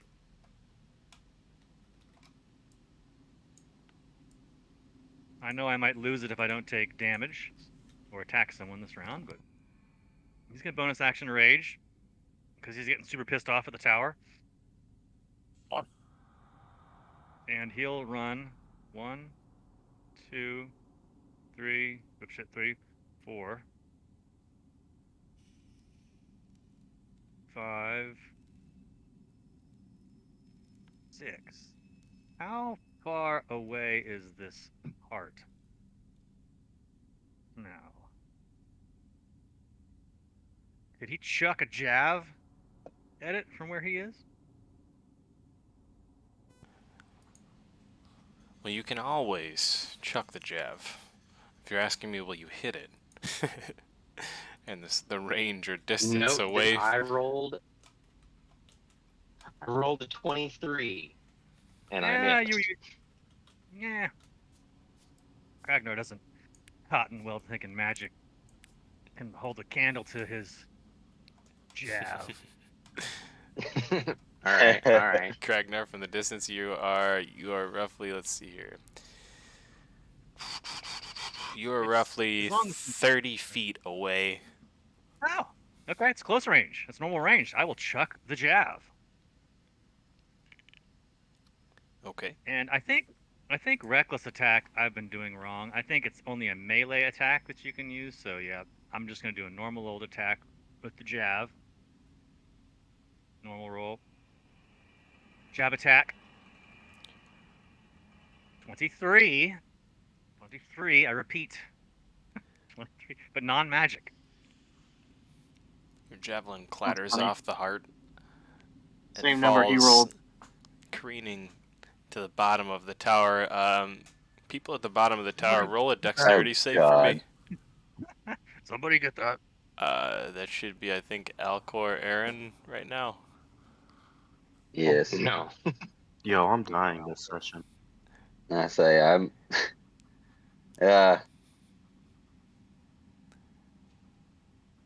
12. Roll a d20, both of you. Navigate into Roll high. Nice. Oh, Aaron, That's poor not boy. high. You were not higher than him, at least. The spear falls down, or javelin falls down and slices you. He'll take the damage from your spear. Okay, that shall be. Ooh. Only 11. Well, no, I am raging, so technically it would be 13. Oh, God.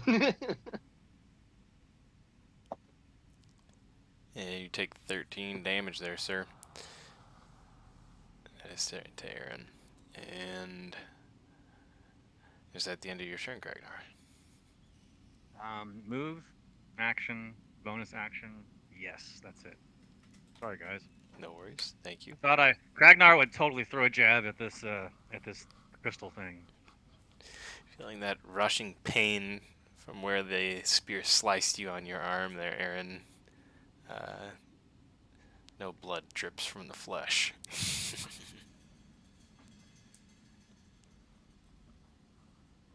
Just kind of look down at my arm. There's a gash, but you said no blood. Maybe a little bit of black, like Ichor. Ichor. Yeah. Yeah, I always say Comes Ichor. I out. don't know if it's Ichor or Ichor, but I was thinking the same thing. I don't ever know what it is, either one either. I kind of say them interchangeably. So maybe a little bit of that. I'm imagining a black goop, but carry on. Yes. that looks out, and Aaron just looks up, pissed off, because he knows it's one of Kragnar's javelins. You recognize the javelin as Kragnar's. I love it.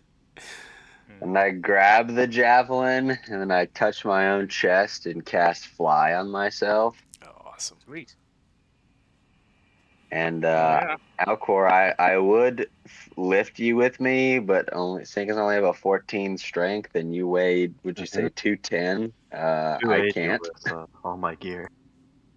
Yeah, I think I can lift Physically at not maximum strong like enough. 115. I physically cannot lift you. I will fly up. I think it gives, fly gives you a fly speed of 30 feet, right? Let me look at the spell. I think it's faster. I think it's a lot more than that. Yeah, I do Oh, too. your I spell. don't remember exactly, but I think it is much faster than that, or farther than that. I should say 60 feet. 60 feet. Yeah, 60. 60 feet. All right. Yes, And sir. that is two levels, Yeah, you're gonna right? easily be able to make it up 2 levels, but the thing is like you're able to fly straight up in the air, so you're able to make it up a little bit quicker, I think, in that regard. You'd move 15, 30, 45, 60. You'd move up 4 levels if you like stepped out and then flew out. Yeah, I would say All right. 3.5 to 4 is a more safe assessment for you. Because you, unlike the spider, can fly directly upwards without the encumbrance of having to climb upside down on walls and fun stuff like that. Yep. So And unlike the spider, you can continue to hover with fly as well. yeah, Yes. definitely not the wrong animal to summon though. I did not agree with your response. It was a very good idea to climb that way. Just it's different. You have no wings. You should have summoned yourself into a bee. It's funny because I was going to do the wolf because it has a much better movement speed, but I'm like, screw this. I want to do something different. So, spider. Yeah, I like it. Your spider is cool looking too. Well, Apes have the climb speed. Apes are good. Uh, Yeah, all right. So exactly. check my distance there. Make sure I didn't move too far. yep, we'll do that I- for you right now. You should be several layers up the tower. Let me just see. I see where you're at. You're I'm one, right two, here. three. You Got a little orb. probably be even a little bit further up than that. I would say you're right about where Corvus is. Okay. Yeah, the party's getting all spread out, man. Yep. I think Corvus, somehow you're still too far up though. I just put you down a level. Aaron, you're a level above Corvus. And you should be good. All right, then I'll end my turn there.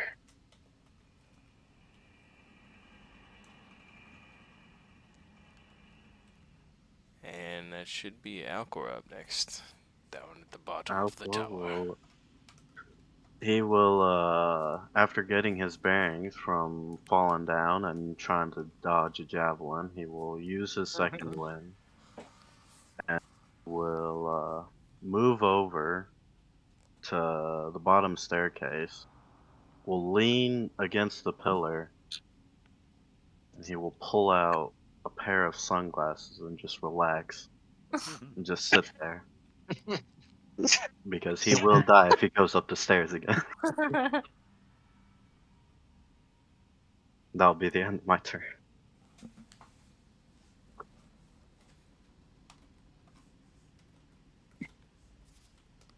And I do want to say, as an incidental, I'm just kind of hovering in the middle of the stairs. I'm not on them.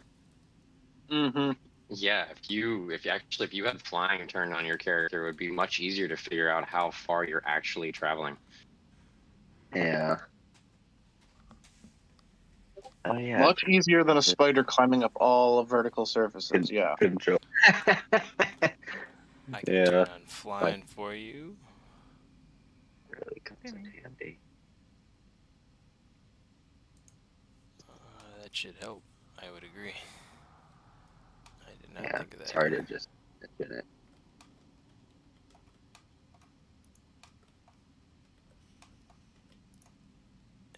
you should be good to fly, my man. Hell yeah.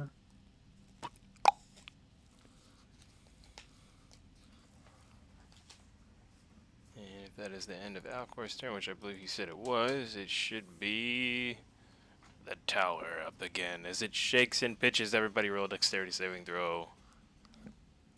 Let's do this. There we go. And unfortunately, this time Ah. it's going to be with disadvantage. Oh. Is that including Alcor in that as well? That is not including Alcor. Oh yeah, I was right. So, quick question. I currently have the spider climb ability. Would that preclude me from the roll? I get to ignore movement-based hazard or rolls based on hazards or difficult movement or anything like that. Read the exact text for me. Once. Oh, it's the wrong spider. Damn it. Oh no. Can climb difficult surfaces, including upside down on ceilings. Yep. Movement types without needing to make ability checks. Yeah. This would not save you. Yeah. This would not save you in this case. You are making a dexterity saving throw. And it is with disadvantage. Oh, disadvantage? Let me roll mine again. I'm all good. You can just roll twice, it's cool.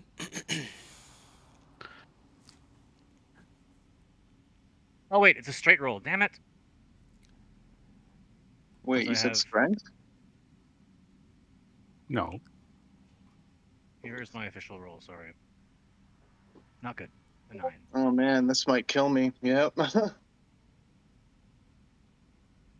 That's I got bad. a 14. So I'm gonna tumble down like 60 feet. Oh no. And I only have 26 HP. Yeah, it's not good, man. Yeah, it might be the end of me. It's not good, it's not good. You're going to be rolling 46, so roll 46 for your bludgeoning damage. Anybody who does not get over a 20. Oh, that's tough. Over a 20? Wow. Yes, that is correct. Oh my How god, I much? made it. Oh wow. We got So we're a all Wraith, going down. we got a Tarak, and I think I don't see anybody else. Everybody else would be falling to the bottom of the tower. Below a 20. Below a 20. Yeah. Wait, so, like, do we take Why did I damage? get You are going to take 3d, or I'm sorry, you're going to take a d6 of damage for every, we'll say 15 feet. So every So how 15 many- feet you fall down, and I can help you with that based on where you're at. So just don't move for the time being. Anybody who's falling, if you want to know. If you don't want to know, you want to figure it on your own, you can do that too. Let's see. Melda, you'd be 15, 30, 45, Ah. 60 feet. So you'd be taking a total of 46 from the fall damage, and Irina's Wait, gonna I be falling don't with you. get wait, don't I get to roll a d6 though A d6 for for the fall? yes, you're gonna roll 4 of them. Okay. How about me, Dungeon Master? Craignar, you are a little bit higher up the tower there. Just a bit. So I guess 19 damage. Craignar, you are gonna take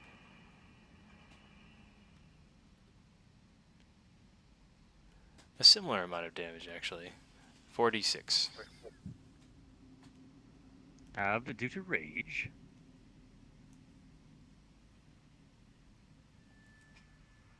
Oh. Artemine, I actually have a question. I have Feather Fall as a reaction. If I use that, oh yeah, you're gonna take. would I be able to slow or like Sir. halt my descent a bit instead of going all the way the fuck down? Well, you can have I Yeah. guess the benefits that Featherfall gives you for not taking the damage, but you'd still fall all the way down, unfortunately. Pretty sure you can pick the whole party with that spell too. Yeah, you choose up to 5 Only fallen those within a creatures, certain range. but they have to Oh be well, within we're a big range. party.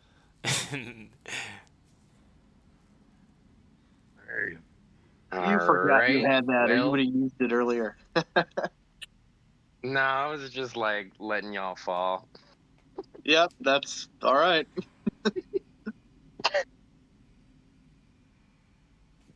Alright, well, yeah, I guess I'm fucking on the floor all the way at the bottom. At least I'm not taking assuredly what would be a death amount of fucking D6 because I was the highest up there next to Tarek.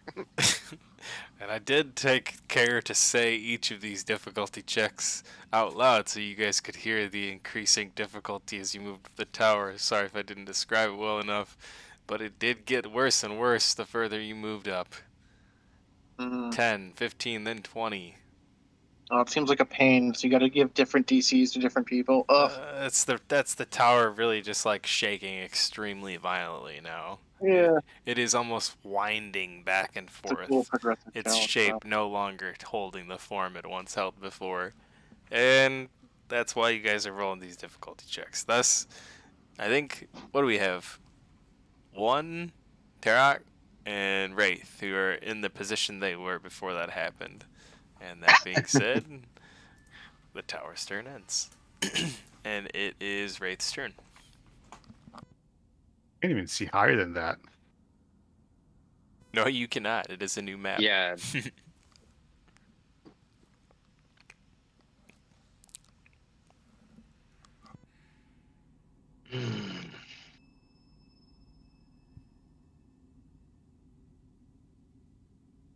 I don't think you should be able to see higher than the heart, to be Crystal. honest. Yep, that's about it. It is intentional.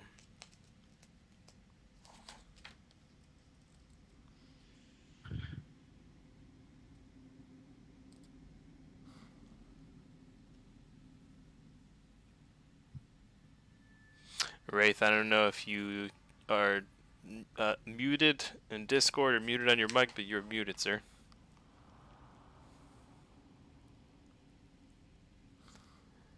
May come back to... Oh, I hear you unmuted. There we go. Hey, Hey. walk forward.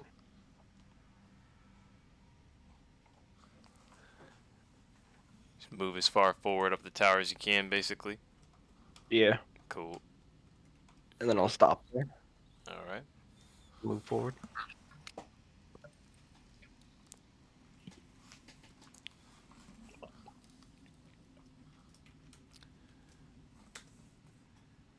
Alright, that should be Artemine up.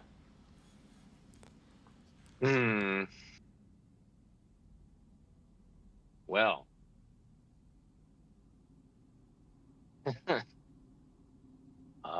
Yeah, I mean, I don't know. This is just getting harder and harder and harder. We're just beating our heads against a fucking brick wall here.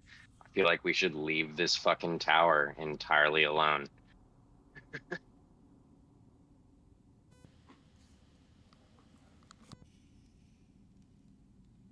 You kind of But don't. I don't know.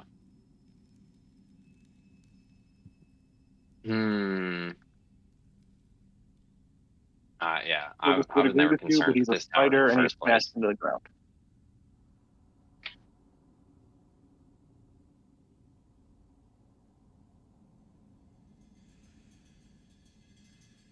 Well, let's see. I guess I'm gonna go ahead and do another blip and teleport up the stairs, and then take the dash action and continue up a little farther.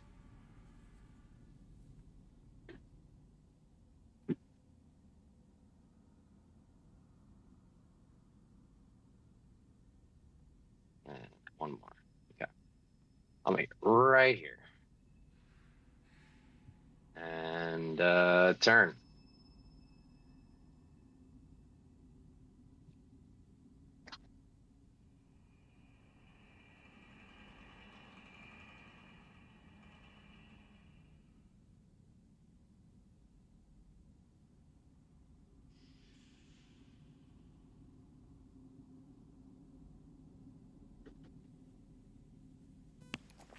It should be Corvus up next after you. Actually, saw Corvus while I was playing For Honor the other day. Shout out to Michael. But that is a rare name to see. I did not see another Corvus before that besides you. Okay. I was like, hey, you stole that name. Noise. You're not the real Corvus. And then I killed him a lot of times. Well, Corvus just fell 40 feet in a form that's not really meant to fall. So he took over like half of his life in one fall. So he got pretty much knocked unconscious there. So he's going to fall out of his animal form. And he's going to use his action to revert back. And yeah, basically end his turn. He's dazed, severely damaged. In his head right now is dazed and confused from Led Zeppelin playing. So I just revert and end my turn, yeah. It's a miss with that one. It's not playing in his head. All right. Let's try to get up there now. So Down to 30 HP. Oof. Yeah, not good. okay. So Yeah, it should be Tarek up. Yep. yep, I'm moving. 6. Well, so I get to the top of the stairs right here, and I still got 3 feet. Oh my god, I disappeared. And I'm up there. Disappeared.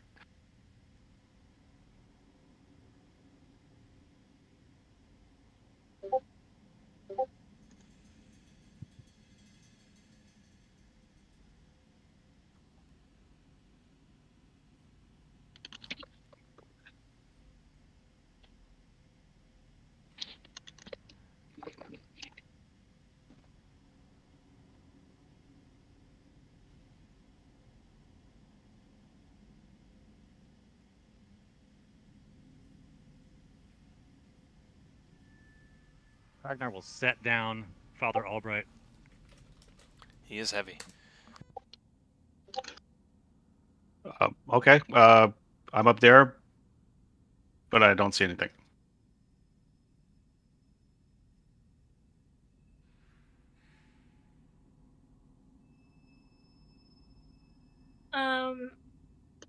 So like I'm at the base of the staircase now.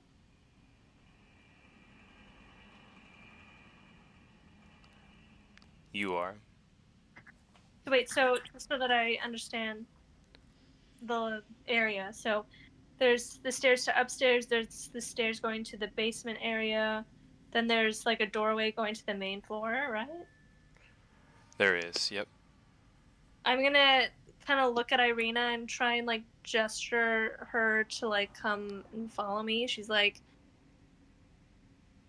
I think this is a lost cause. Perhaps there's something else in this castle that'll give you what you seek. But I think that tower is cursed. And she's just gonna run in the direction of the main level area. Wait up. No, don't leave. She's out. That, Imelda bailed. That tower's cursed, my friends. She was down. Also, We saw that, right? Because we were down at that level too, so we saw them fall and take off, right? Can.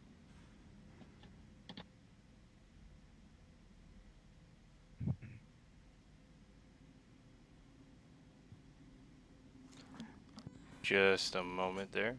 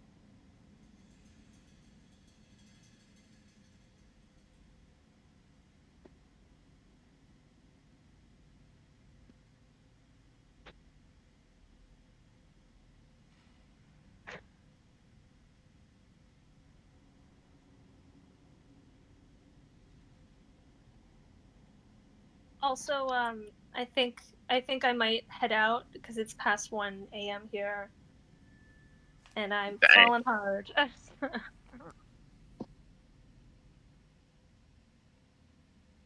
Sleepy, sleepy. Started a little late.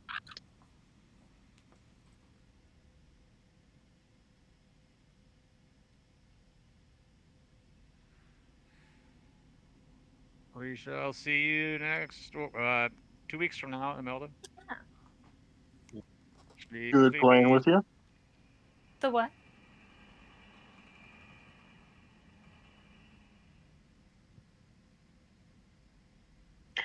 We'll catch you next time. All right, see you guys. Thanks for Yeah. playing. Sleep. Good night.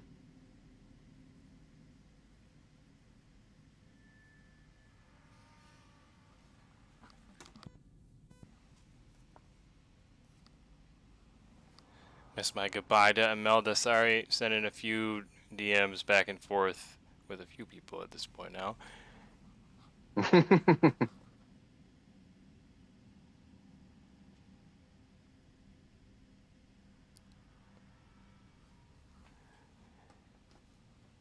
And I'll just reiterate this from earlier as you guys entered the staircase here, you did see that there was a roof just above the crystal, and that there seemed to be some kind of a square-like etching in the ceiling that looked like a door of some kind. At this point, Tarek is at the top of those steps and is directly underneath that.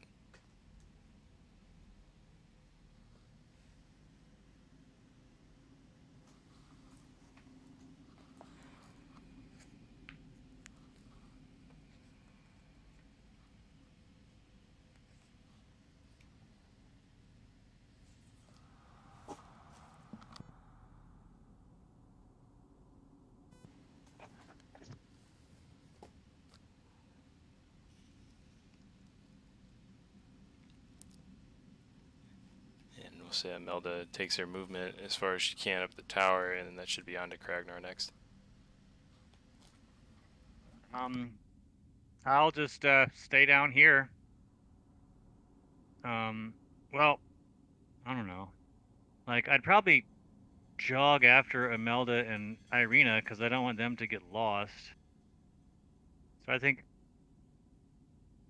that's what he'll probably do, is he'll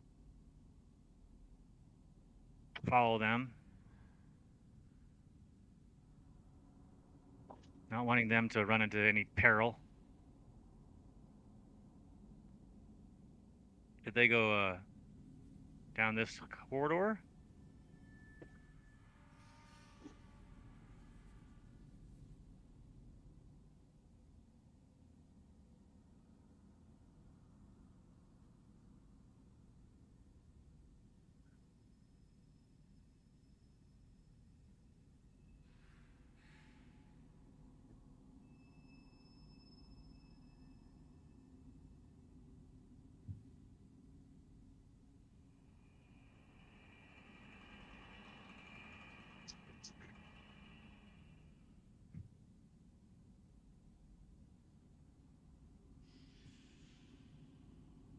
Hmm.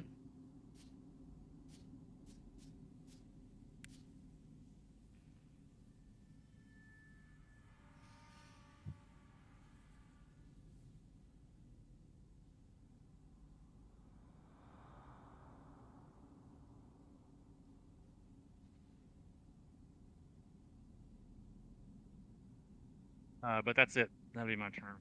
You guys are looking at the Oh, wrong no, place there, Kragnar. I thought you were on the steps. No. I'm all the way at the bottom. And your question about the corridor was, sorry, again? Is that where they, Imelda and Irina, ran off down?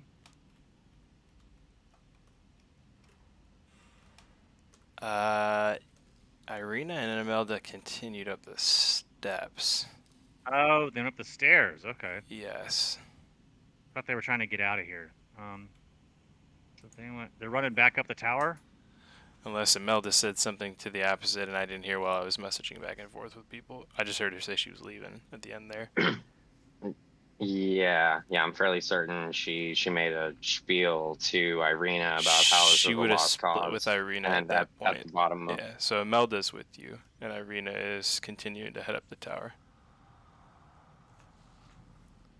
Oh, Irina's still going up. Okay, so Irina Yes. didn't go for it. Yeah, and I don't So know if Imelda changed her mind, but I don't care at this point because she made her decision.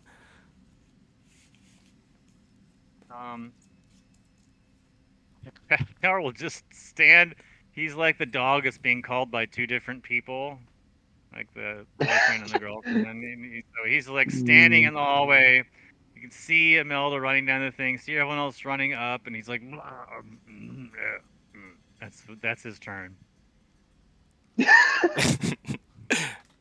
Love it. Thank God for you, Kragnar, and that's all I have to say about that. Aaron, you are up. I'm just gonna fly 60 more feet straight up. Let me figure. Oh no. Okay. Raise that. Raise this.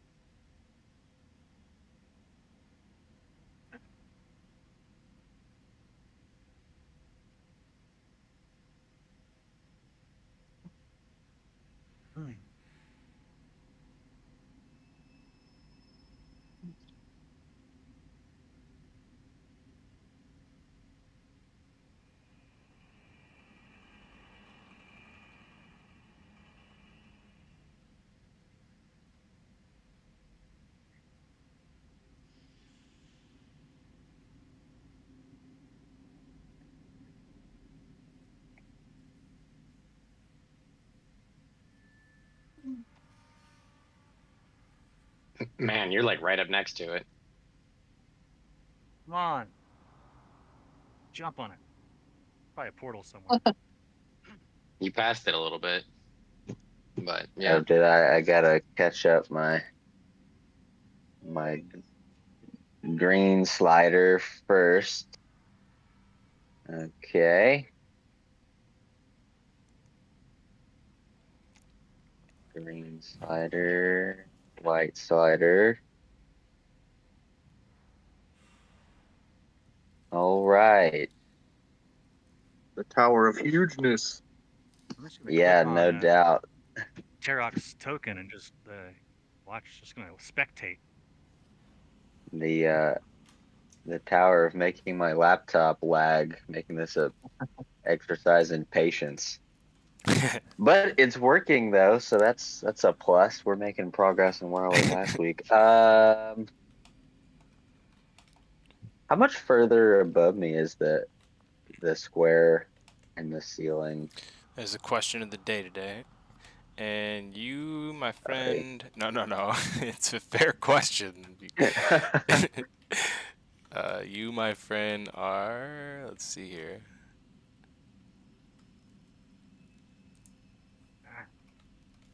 Well, you're pretty high up there. Nice. Yeah, he's like right next to the heart right now. Yeah, yeah.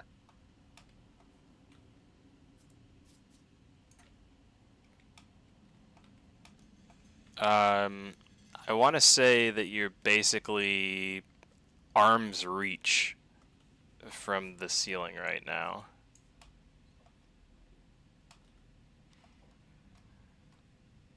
I wanna touch Do it. the yeah, touch, move around, push on the square. It looks like a door on the ceiling. Yeah, it's almost like a little hatch. I wanna open this little hatch. I wanna open it and I wanna see what I can see from arm's length into this little hatch.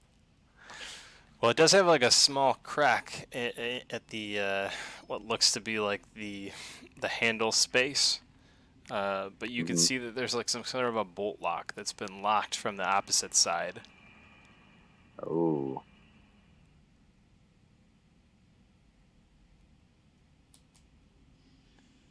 Hmm.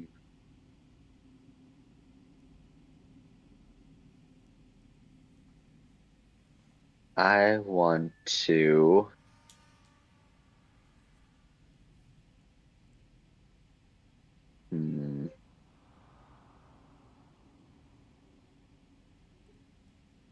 I want to touch my finger to the lock and cast. Man, not having 3 screens is a drag. Firebolt. Are you casting Firebolt at the lock? Yes. Got it. And that will be a 21 to hit. I hope that hits a lock.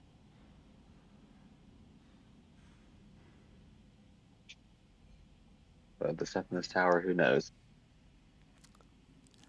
You see the lock almost disintegrate under the force of the firebolt, Yes. and you're able to push open the hatch, which you can see leads to like a flat surface top. It's a round cylindric tower, and the outside space reflects that. There's a small exterior wall, and also a bridge that leads across to another tower about 15 feet below the top of this tower that you've just reached. Oh, now we're getting somewhere. All right. Oh yeah. That'll be my turn. I can't do much of anything else.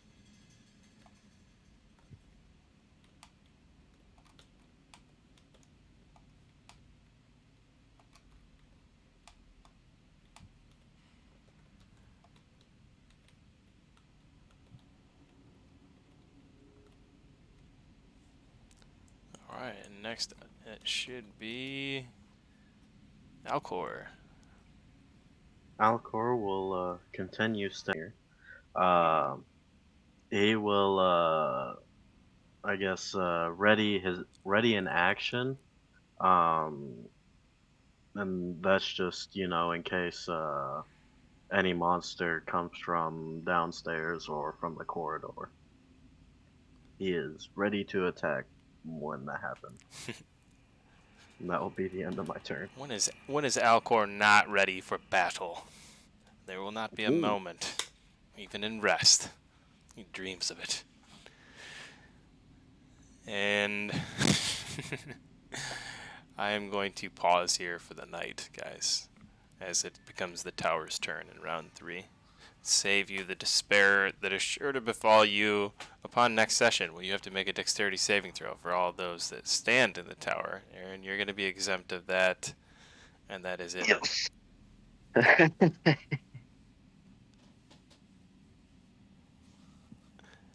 And of course, those that have fled through the corridor are also going to be exempt of that. At the base of the tower, which I believe is just Imelda and Kragnar, unless Kragnar ran back up the tower. Nope.